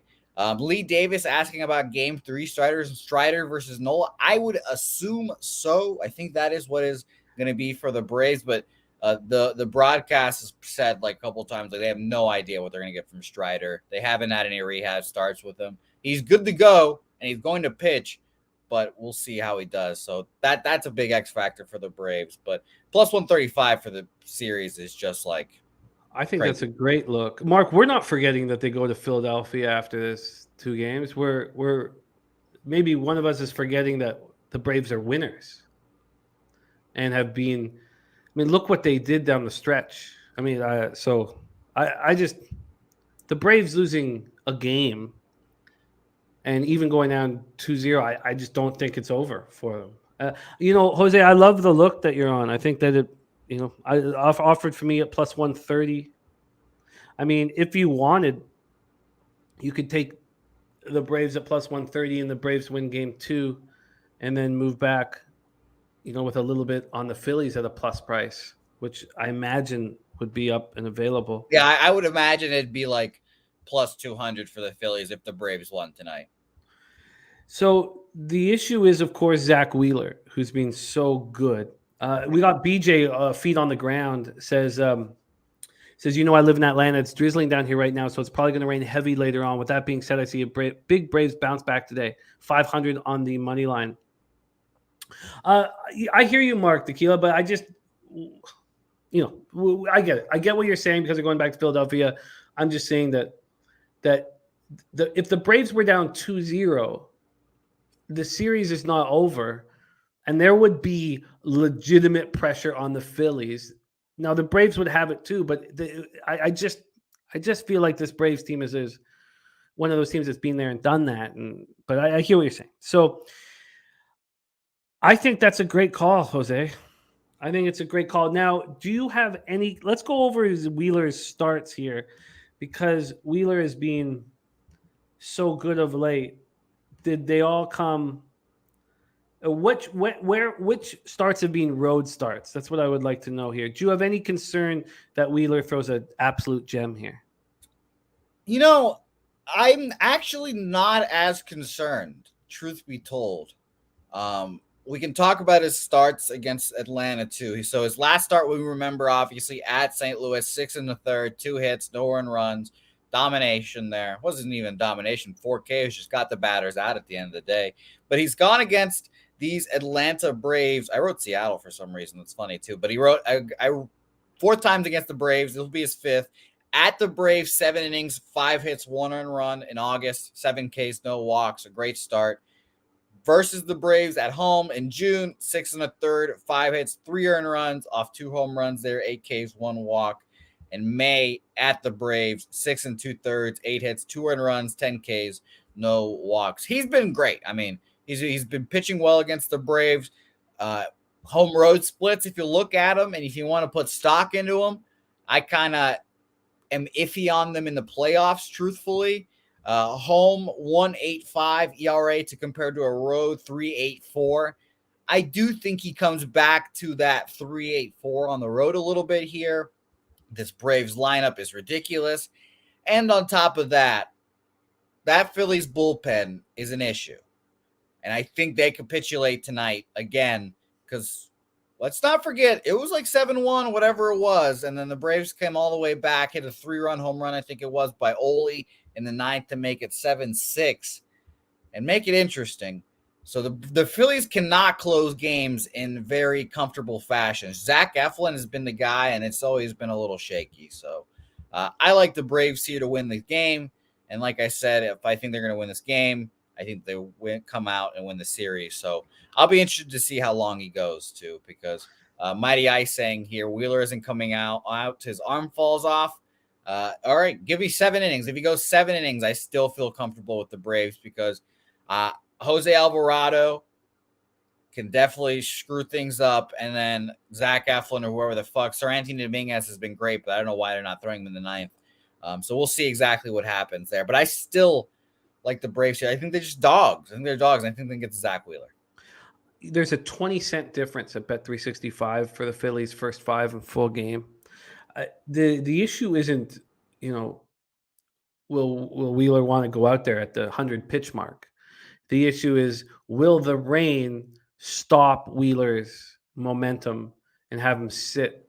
And then Mark Tequila has a great note. He says they could save Wheeler for game 3. They could save Wheeler for game 3 if there's expected to be rain. He says a falter Syndergaard today because of rain, which would be an absolute hammer spot. So, my God, that'd be so fucking gross. But remember, if you bet the Braves here, take them action, or take them with Kyle Wright has to start, but that's it. That's key. I do think. Wow, that's an interesting take. I never thought of, Mark. Let's just go to RotoWire. Doesn't have this game in red. They have these games in red if there's a over 50% chance of rain. This line is confirmed. Lineup's confirmed for the Braves: Acuna, Swanson, Olsen, Riley, Darno, Harris, Arcia, Ozuna, and Rosario. Christopher Comentini says they ain't saving Wheeler. Yeah, the opportunity to go up 2-0 is probably too legit. Well, I think I think you have the best angle on this, and that is the Brave series. It's going to be fun to watch. I mean, you know how invested I am in the Braves. Remember how you've mentioned often that I never tell you? Let's change that. I think Wow. This is Mark it down, folks. I'm writing it down in the historical timestamps right now. Now, I wonder if you could do, is it crazy to go Braves series, Phillies first 5? Because Zach Wheeler is just on right now. He's on at a level that you don't see often. I mean, so we go last 4 starts, he's allowed 1 earned run. It was a solo shot. I mean, the guy is just he's absolutely rolling, and it's since he's come back from the IL. So he's come back from the IL. He's had those 4 starts, and he hasn't gone very deep in any of these games. I wonder if they have any concern over that. He hasn't thrown 100 pitches since August 20th. And I get it. I get everybody saying that he'll go until his arm falls off, but Smith Legacy says Wheeler on, bats hot, Phil's money line. I respect Phillies fans. They've gotten really into it, but like I said, I think I've mapped out this series pretty well, honestly. I really thought they would win that first game. Thankfully the bats came out, and thank God the bullpen didn't blow it. But I really do think the Braves are now like they haven't played a game in fucking 10 days or whatever it was. They got their shit together. The bats, every team that had that layoff their bats started slow. The Astros, they got slapped in the face, and then they came back. Shout out to your daddy, the future World Series MVP.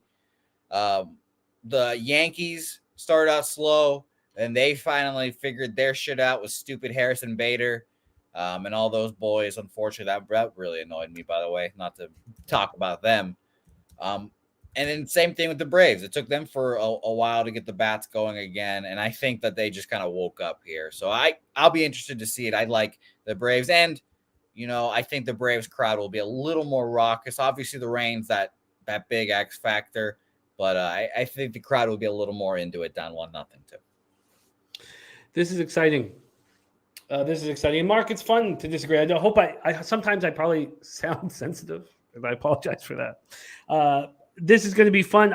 I think that the Phillies' first 5 is the angle. I really do. And then Braves still for the series. I think you can get them both. And what happens if the Phillies' first 5 doesn't cash? Well, then you're going to cash the series. I hope you're right. I mean, I'll give you the spoiler now. I'm taking the dog first 5 in our next game. Cab already texted me motherfucking me that I did too. Sweaty Butcher says Zach will get touched. Luchase Fox says Braves are choke artists. Come on. Are you calling the World Series champions choke artists? Come on. It's come on. He's still high off the Astros win. Come on. Choke artists? The World Series champions? Coin says Atlanta to win the series may be worth a look. Now down 0-1 plus 120. It's plus 130 for me. Bo Jackson doesn't trust the Braves either. Why does no one trust the defending world champions? Is it their bullpen? Is it Kenley? Because I honestly, in the back of my head, I was like, maybe they bring Strider back and have him close ball games, but they have no idea what they're going to get from him. So he's going to start, I guess. But Charlie Morton, also another guy, could be chosen. But are we kidding me? The Sweaty Butcher's right. We talk about the Philadelphia Phillies and not at the choke artists now. The team that this is their first year in the playoffs since fucking I don't know when. Come on, let's calm down. Wow, this is going to be fun. Okay, so I think that's my angle. I think it's the Phillies first 5 and Braves series, and that is what I'm going to do. Great breakdown, Jose, and. Jason Braves barely got to 101 wins.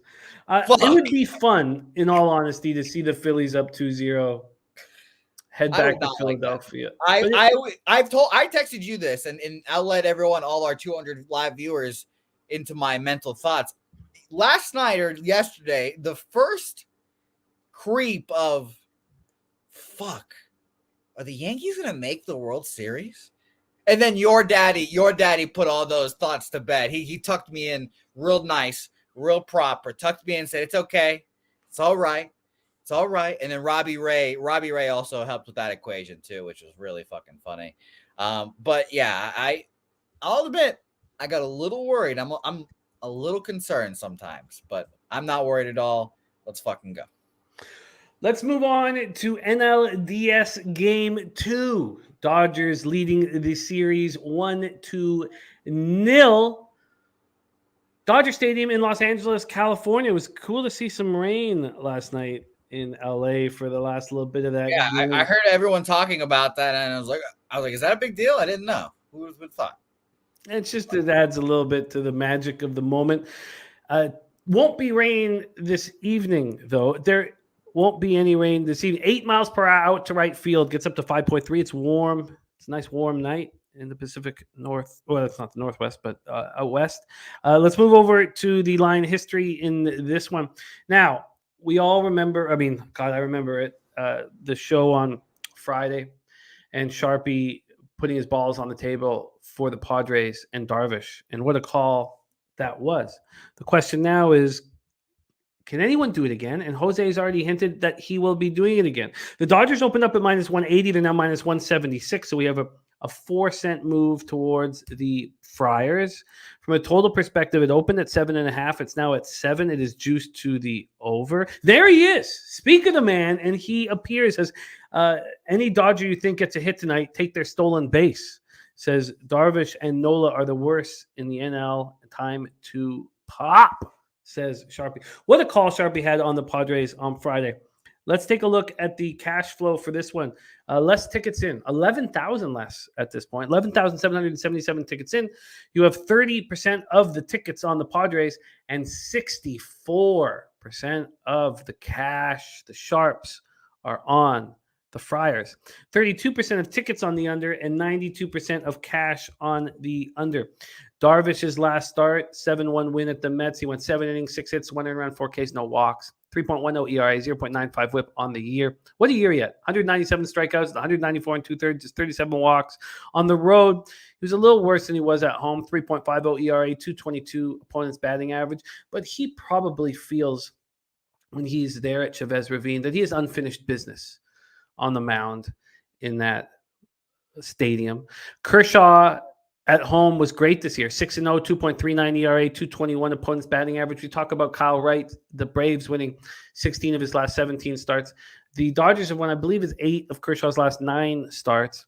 And at home, 6-0, 2.39 ERA, 221 opponent's batting average. The Padres versus lefties over the last 42 days, 233, 719 OPS. The Dodgers versus righties, 243, 737 OPS. And of course, the Dodgers bullpen, a difference maker, 2.26 ERA, 1.02 whip, compared to the Padres at 4.19 ERA, 1.13 whip. Here we go, Jose Lamb Chop Bouquett. Take it away, Padres, Dodgers. So my early observations of the playoffs so far is that I think it's very difficult to bet the favorites. Personally, I think so far, at least, like yesterday, all of the favorites are minus 200 at like around there. Minus 190 was like the cheapest price yesterday. So I was like, all right, well, we'll just take it all dogs. Today, you get that cheaper favorite price in game one. I'm like, do I really want to take it? We obviously take the series. Here, I think that in these big ratcheted up games, I think it's really tough to lay or give someone a minus 200-ish around there. And by the way, Paul Trippy mentioning, Cole minus 205 and the Guardians didn't do anything. That's a good one. Yes, sure. But I don't think that Kershaw should have this much respect in the playoffs. And if we're going to talk about playoff choke artist, Jimmy, one ring has changed every thought about Clayton Kershaw. I remember in 2018, Clayton Kershaw ringless, fucking going on the mounds at Fenway Park at like 11 o'clock at night by himself, doing all of his mental bullshit, and him just always just not being good enough in the playoffs, always folding in the playoffs. So I'm going to test him out here. Let's take him on a test drive here. I'm trusting my guy Yu Darvish. Should say Cavs guy Yu Darvish. I'll take Padres first 5 money line, and I'll put him to the test here. I will see the exact same results here, maybe. By the way, and fucking Matty Ice mentioning Verlander, the exact same. I remember 2013, Justin Verlander, that fucking guy. Couldn't do it against the 2013 Red Sox. He pitched really well, but whatever. So I'm going to be very interested in seeing how he does here. So I took the Padres first 5 money line here. Obviously, Yu Darvish a big factor. He's going to be his 5th time against Los Dodgers this season. 7 innings, 2 hits, no earned runs, 9 Ks in September. 6 innings, 7 hits, 2 earned runs in August. 6 innings, 8 hits, 5 earned runs, 3 home runs in July. You can see he bounced back from that July start with those 2 back-to-back and well, not the back-to-back, but in August and September. I'm going to be interested to see how it goes here. So give me those Padres, man. Those frisky Friars, first 5 here. I'm not taking them full game because ultimately I don't trust their bullpen as well. And the fucking Dodgers are incredible as well. Their lineup is ridiculous. And I'm hoping that Yu Darvish gets through those 5 innings. If we don't get those 5 innings from Yu Darvish, we're fucked. So it'll be fun to see. Well, I want to move on unders, and I don't want to double up. And I think that Sharpie makes a good point about 80 games coached by Roberts. He's allowed starting pitchers to go more than 100 pitches only 7 times. They won't ask much from Kershaw today, 5 or 6. And Moose Money is going to be back in action. Ronnie, he'll be here tomorrow for MLB and NCAA football.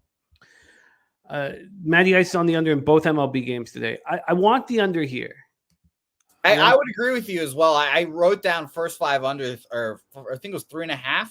Yeah. I saw that. I wrote that down with a question mark as well. I mean, that seems like another just kind of like easy plays to do in the playoffs when you got these two like great pitchers. But this game's going over. I think these games have been going over sneakily, and they've had some concern. And obviously, the best offense in baseball against the Padres is always very interesting. But yeah, it's a scary one. And by the way, Matty Ice, please do not forget about Anibal Sanchez and that 2013 Tigers rotation. Please do not forget about my Venezuelan king. Sharpie says Noli's been smashing the live unders in these Padres-Dodgers game. 2 good pens. I mean, I think Darvish is much, much better than Clevenger. So yeah, that was the easiest. Shout out to the chat. That was and Porcello. Shout out to Matty Ice too. But that was the easiest bet I've ever made in my life yesterday. It was first 5 team total over 2.5 with the Dodgers. I think it was like minus 105 or something like that, maybe plus 105. The chat, we all got us on it. It was great. Shout out to you guys.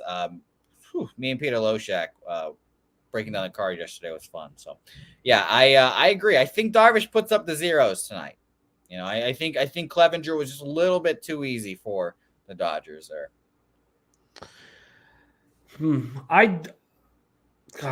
Top said also with the under. I don't feel like I think this is.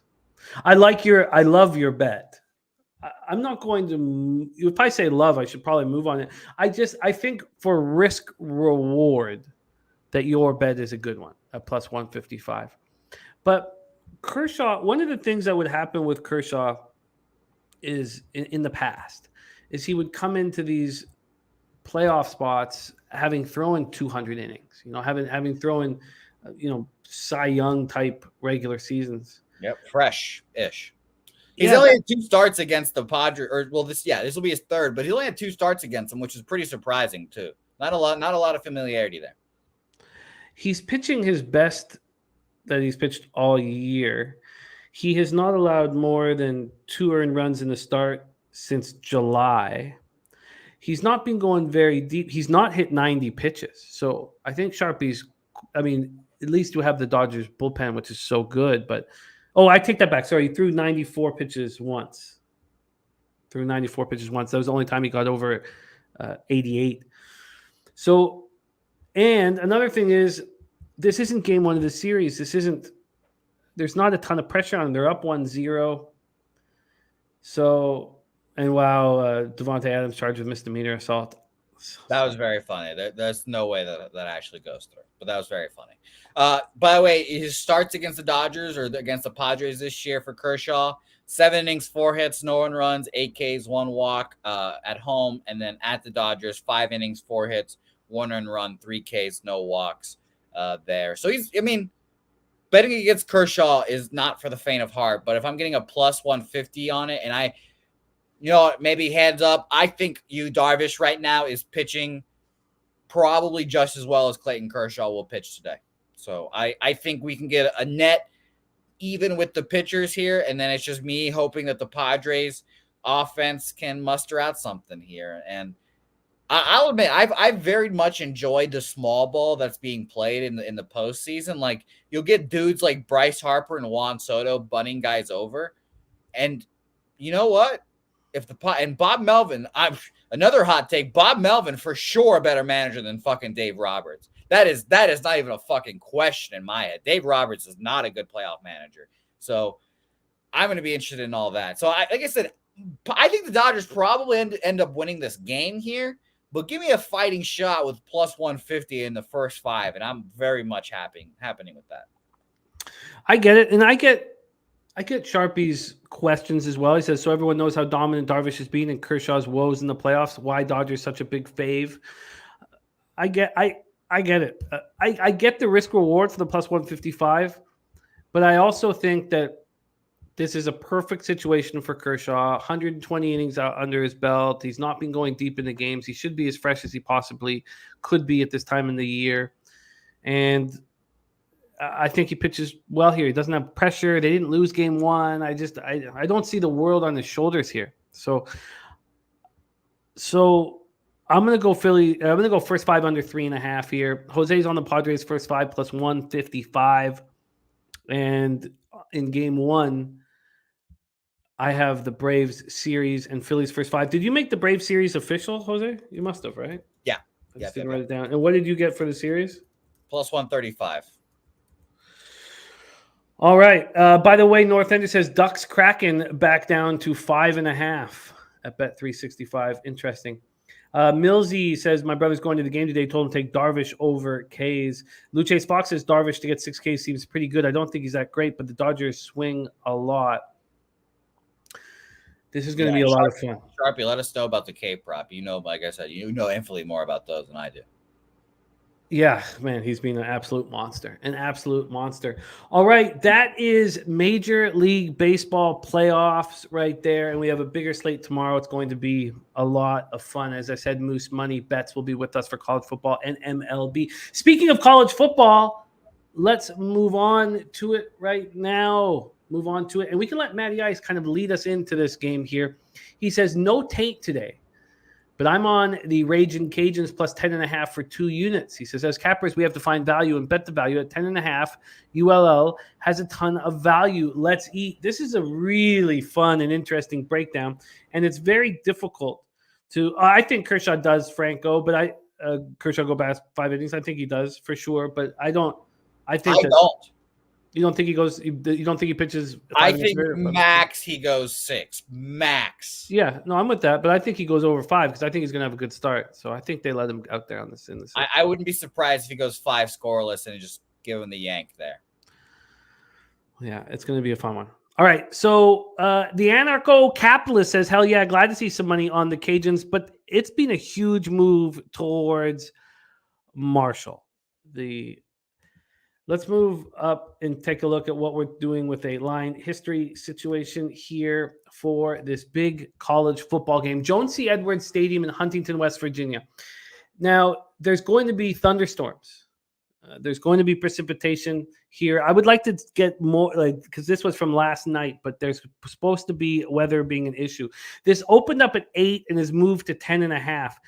That's a big move. Now let's see where that was offshores, but even Pinnacle opened this up at 7.5. So there's been a 2.5 point over to the herd, move over to third. From a total perspective, it opened up at 47.5. It is now 46.5. And I was legit wondering, I was like, am I going to show up here and is it going to be 46 or 45.5? And I did want that. I did want another sign of the under being, moving towards the under. But it's a huge move. And Matty Ice always shows no fear towards these big moves, where I show a ton of fear. But let's break this down a little more and let's take a look at where the sharp money is here. So we have 10,894 tickets in, and 97% of the tickets on the money line are on Marshall. Let's go to the spread. It's a completely different situation. And I didn't mean to say money line. I just was looking at it from the baseball breakdown. So fuck, who cares about the money line? 47% of the tickets are on Marshall and just 28% of the cash. So why are the big bets on Louisiana not moving the line back to Louisiana? I mean, how does that make any sense? And then when all of everything that you look at, and we're going to go over it all, but when you break down this game, everything leads you towards the under. Why does it just move from 47.5 to 46.5? And why would 29% of the tickets be on the over, but 52% of the cash? Why? Both of those are helps me kind of stop. And Derek Miller says this Ragin' Cajun team, not the same team lately. They've been getting smashed. Matty Ice capped this game, Marshall -4. He says 6.5 points of value. Okay, well, let's start breaking it down here. These teams have met just once before, and that was last year's New Orleans Bowl. And that was a big win for the Raging Cajuns, right? And that capped off 13 straight wins for them. Billy Napier left. Michael DeSormo was the coach for that game. And as Derek Miller saying, things have changed enormously. Gone is Levi Lewis and his school record 74 touchdown passes. And for those of you who don't know, he's backup quarterback up here for the Saskatchewan Roughriders.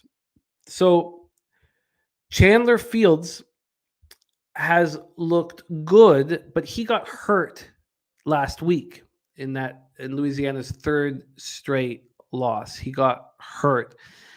2017 at home, they lose to Southern Alabama as 8.5-point dogs. The offense has been struggling, and now Fresno State transfer Ben Woolridge comes in to right the ship. The junior has looked good enough, in a small sample size, but he struggled with the tough in-conference defenses of ULM and USA. So they've averaged 4.5 yards per play or less in each of their last 3 games. They've scored 24 or fewer points in 4 of their 5 games this year. They're not running the ball well either. So they're not passing the ball well. They're not running the ball. They rank 10th in the Sun Belt in total rushing yards a game at 118, and they're averaging just 3.8 yards per rush. Billy Friedrich says Marshall's still being overvalued off the Notre Dame upset win on the road. They've beaten 2 non-Division I teams. We'll get there. Okay? We'll get there. We're going to talk Marshall here. Marshall's defense is really good. So the Thundering Herd are holding teams to 2.5 yards per rush. And when we talk about that Notre Dame game, they held Notre Dame to 130 yards rushing in week 2. So this defense is also very good against the pass, lead the Sun Belt in pass efficiency defense, and they've allowed just 5 touchdowns through the air. So every single thing, every single angle that we've talked about so far would lead you to want to bet the under. And yet it's only moved a point from the opening line, and we've seen big bets coming in on the over. So we have all these tickets coming in on the under and the market not moving. We're also seeing all these bets coming in on the Raging Cajuns and the market continuing to move towards the Thundering Herd. Now, obviously, I'm not sitting here saying, I'll take Marshall at 10.5, but it's very important to recognize these things. So Marshall, second in the Sun Belt in scoring defense, third in fewest yards per play allowed.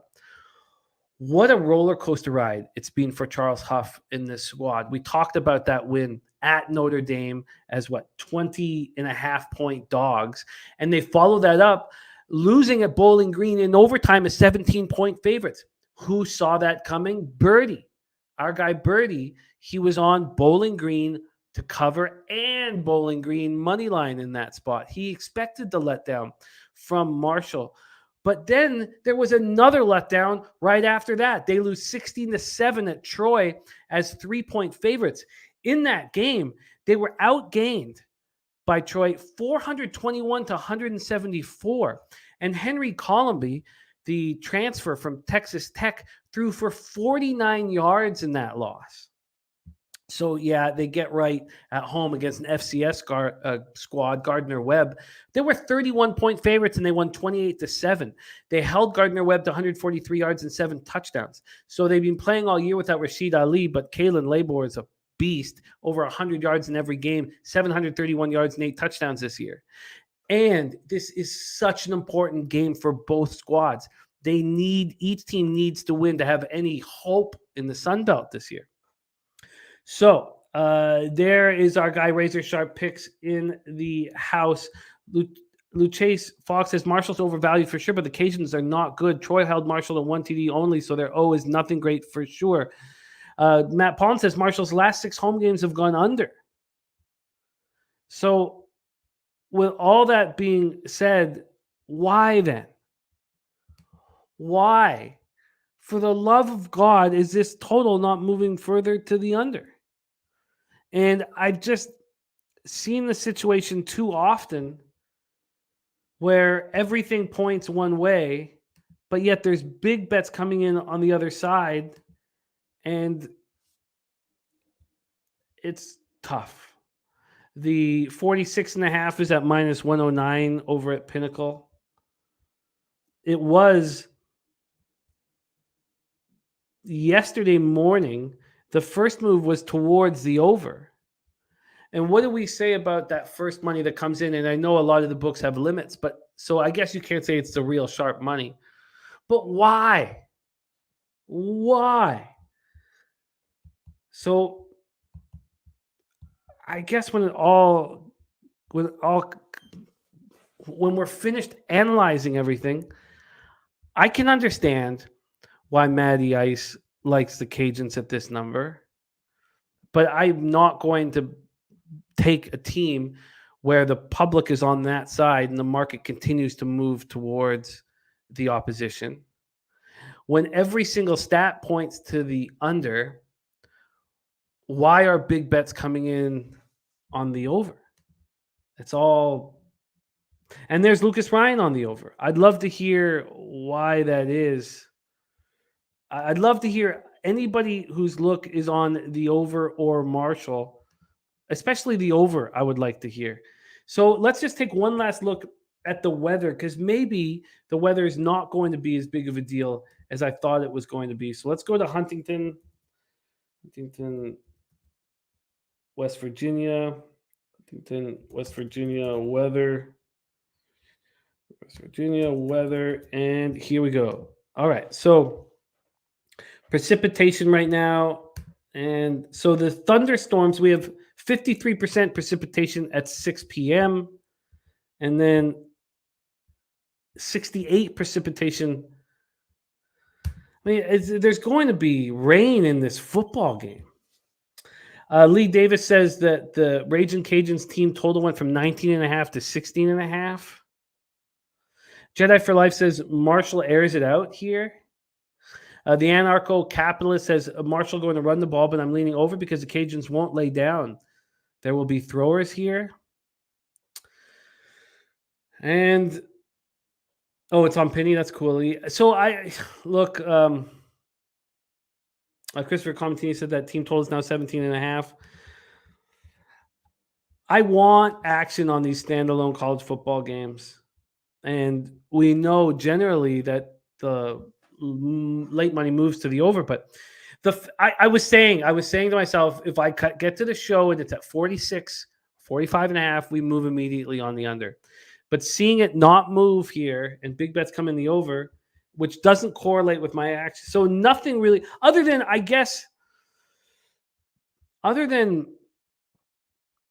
Louisiana's not that good of a football team. I guess that's the only thing. But is this the spot where Ben Woolridge steps up and rights the ship? The Chameleon saying that they're scoring an average of 19 points on the road. Luchase Fox says, don't overthink it. Under is an easy pick. And so that's what I've been staying away from, Luchase Fox. And I'm hitting it 70% in college football. Now my quantity of action is way, way, way down. Not applicable says, is this a segment where Jose takes a nap? No, Jose's, look, I see him in backstage. He's ready to fucking rock at all times. I'm actually doodling. Oh, God. Okay, maybe you should be taking a nap. So I guess, sorry, you know what it comes down to? I would like to. Why would I bet the over just because the market's not moving? Look, I know cappers who succeed doing that. Just focusing on the market. If I'm focusing on the market alone, I'm on the over 46.5 in this game. But it doesn't correlate with my capping, so I guess I just got to stay off. Sab Rossi says everyone's on the under. The tickets are on the under. We have, and it just changed again. So we have 70% of the tickets on the under and 50% of the cash. So that's come down. Remember when I said it was 52-48, it was 52. So that's interesting. So it was 26% of the tickets and 52% of cash. So, actually doodling. Who says doodle? Fuck. Yeah. Okay. So look, this sucks. This is not how I wanted to end the show. The anarcho-capitalist says I'm confident Marshall runs the ball all game, but one fumble, etc., and the under is shot in his opinion. I don't know how we could bank on Henry Colomby having a big game. I mean, look what they did to Gardner Webb offensively. It's wild. So everything is telling us that the under's the play, but the market's not moving there, and I'm not going to. Look at that record, 21-9. I'm not going to fuck with it. So, but no taint today. But Matty Ice is on the Cajuns plus 10.5 for 2 units. And Saturated said Jose gives us a glimpse behind the curtain. Yeah. All right. God, I hate it's so fucking. But look, we're not just going to give out picks just to give out picks. As Northander and I say all the time, stakes are fucking high, man. Stakes are high. We need to win. We need to cash. Let's review all action here. Leo said it said stop being scared, Jimmy. You know when I wouldn't be scared, Leo said it, is if you were right in front of me and I took a sharpened chopstick and just put a little slit right here on your throat. Then I would push you down on the ground and drink a full glass of Mexican tap water, Tijuana tap water. And if I didn't just start unloading all over you, I would drink a second glass of Tijuana tap water. And then I wouldn't be scared. I wouldn't be scared at all, Leo. In fact, I'd be confident. I'd be relaxed. It would stink. And you'd be bleeding out. But I'd be very, I wouldn't be scared at all. Jose, you have something to say, my man? I said you would have the shits. Exactly, yes. And then so would Leo. Leo would also have them all over him. So, all right. So it did end with a bit of a bang. Don Place says, are you on the Cajuns plus 10.5? No, I am not. Brandon the Great says, Phillies first 5, right, Jose? Yes. Luce says, Jimmy, never scared to go south of the border. No, we start. Our next big meetup should be in Tijuana, fucking for sure. No, it should not. I love it. No, it should not. It's you have to go back to America at sundown. That's the only thing, right? Yeah, When you see the sunset. No, thank you. I'm all set. All right, let's review all action here on this Wednesday, October 12th. In NHL, Gogster's on the Hurricanes puck line and the Leafs puck line right off the hop. I'm going to move on the Blue Jackets team total over and the Blue Jackets first period. I really don't want to bet both. But then I'm off that Leafs Habs game. I'm doubling up here on this Bruins Caps game. Under 6 and first period under 1.5. Gogster's on no goal first 9.5, and Jose's on the Bruins plus 126. Blackdoor King in the house. What up, Blackdoor King? Blackhawks, Avalanche, we are off. Gogster's on the Kraken plus 108, and I'd like to be on the Ducks, but clearly the Sharps all over the Kraken, and it'll just be a watch game. And then I want the Canucks at this number.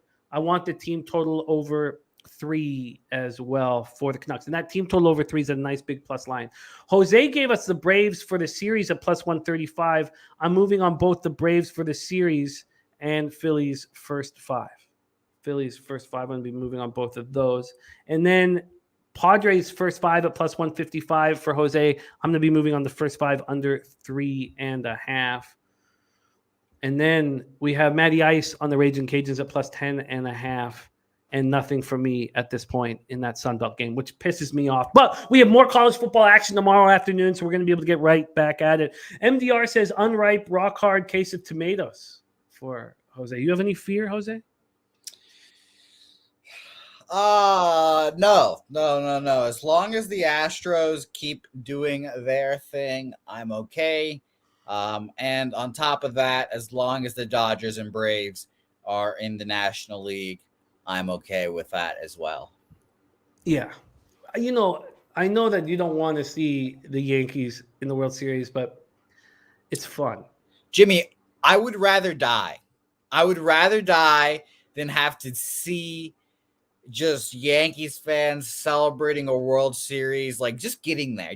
I do not want to see that. I was not a coherent enough human being to care in 2009. I was not coherent enough to care about then. I don't want to see it happen, Jimmy. My adult self cannot handle that. I would like to see the Yankees in the World Series because it adds come on, a Yankees Dodgers World Series. You don't think that'd be like good No, for I don't. baseball? No. I think Astros Dodgers would be a lot better, so we can settle the score. It'll be worth 2 World Series. That would be much more fun. But I'm fine with that. But in actuality, it would be a lot more fun if it was Braves Astros, because I have futures on both. So that would be much more fun. I love it. Lucius Fox, I'll never beat the Astros. Don't worry. Razor says Yanks Phillies. Who wouldn't want to see that? There you go, guys. See, I finished. Jesus. We didn't ask to see that, actually. That's your show for today. We have NBA right around the corner, and things are going to heat up here. And I'm telling you, when we have those other sports, we'll tighten up NHL. So we won't spend an hour on 6 games, but a little excited first day of the year. Jose, thank you so much for your great job producing. Shout out to all you guys in the chat: Derek Miller, Matt Pollins, MDR24, Top Set Not Applicable, Dom Play, Ronnie Ambergia, Razor Sharp Picks, Brandon the Great, Alexi, what a great group, Sab Rossi, the Chameleon, Bo Jackson, Black Thor King, Not Applicable.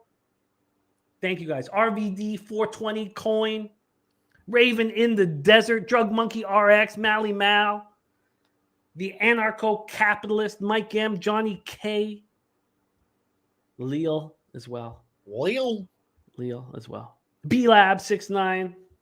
All right. Let's just keep doing what we've been doing. We're just cashing. This run is now, I would say it's at least 9 months of winning months in a row.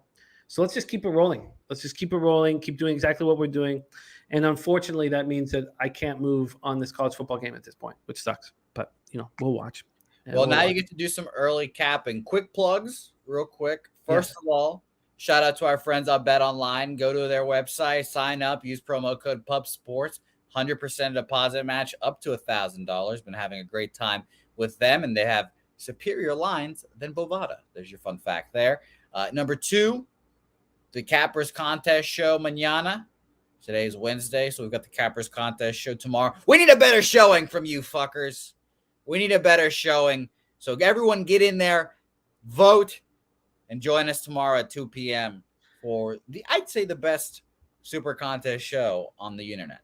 I love the show too, but it sucks because, and this is one of the reasons why I'm tracking it, our picks in 6th and 7th, like they all cashed. Remember, we had the battle between the Bills and the Niners.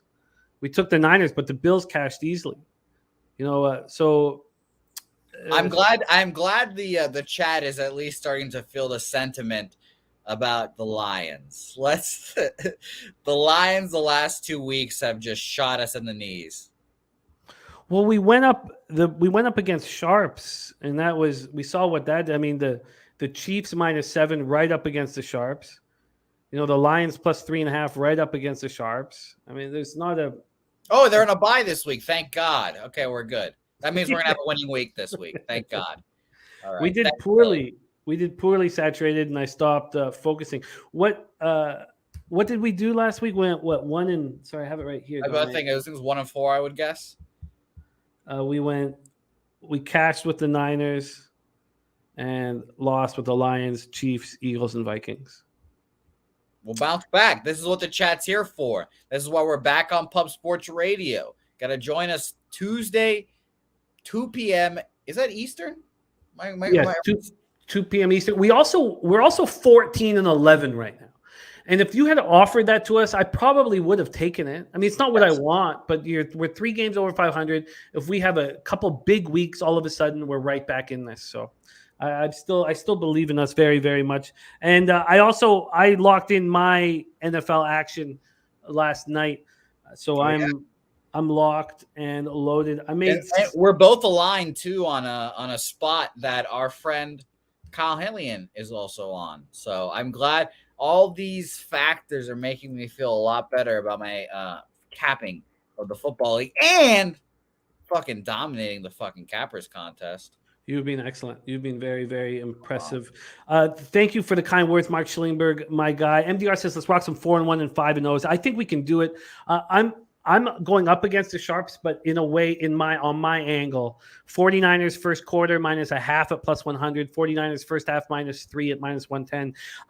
I'm cashing it every week. And if I'm going to play with the house's money, I'm going to keep betting it. I'm on the Patriots +3 and the Patriots team total over 19.5. I'm on the Colts -2 and Dallas, Philadelphia under 42. And there are a couple other spots that I do want to attack. Billy Friedrich says, how about that Survivor contest? I guess in everybody's Survivor contest, there hasn't been a lot of losing the last few weeks.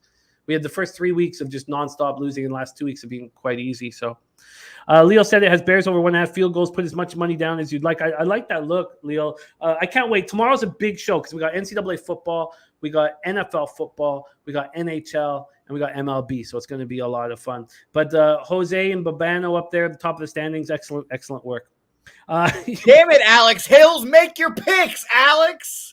Come on, Alex. You're right, Razor. He would be finished the show. And we should too. So on behalf of all of us here at Pub Sports Radio, thank you guys so much for your support. Let's have a big fucking day. We'll meet here tomorrow. So we have Moose Money tomorrow. And then on Friday, we have Bobano. And let's just keep doing exactly what we were doing. Coins hitting 15 and 10 the Cappers contest. Nice job. Go out there and get that fucking papier. All right? A leche. Hey, los bookmakers.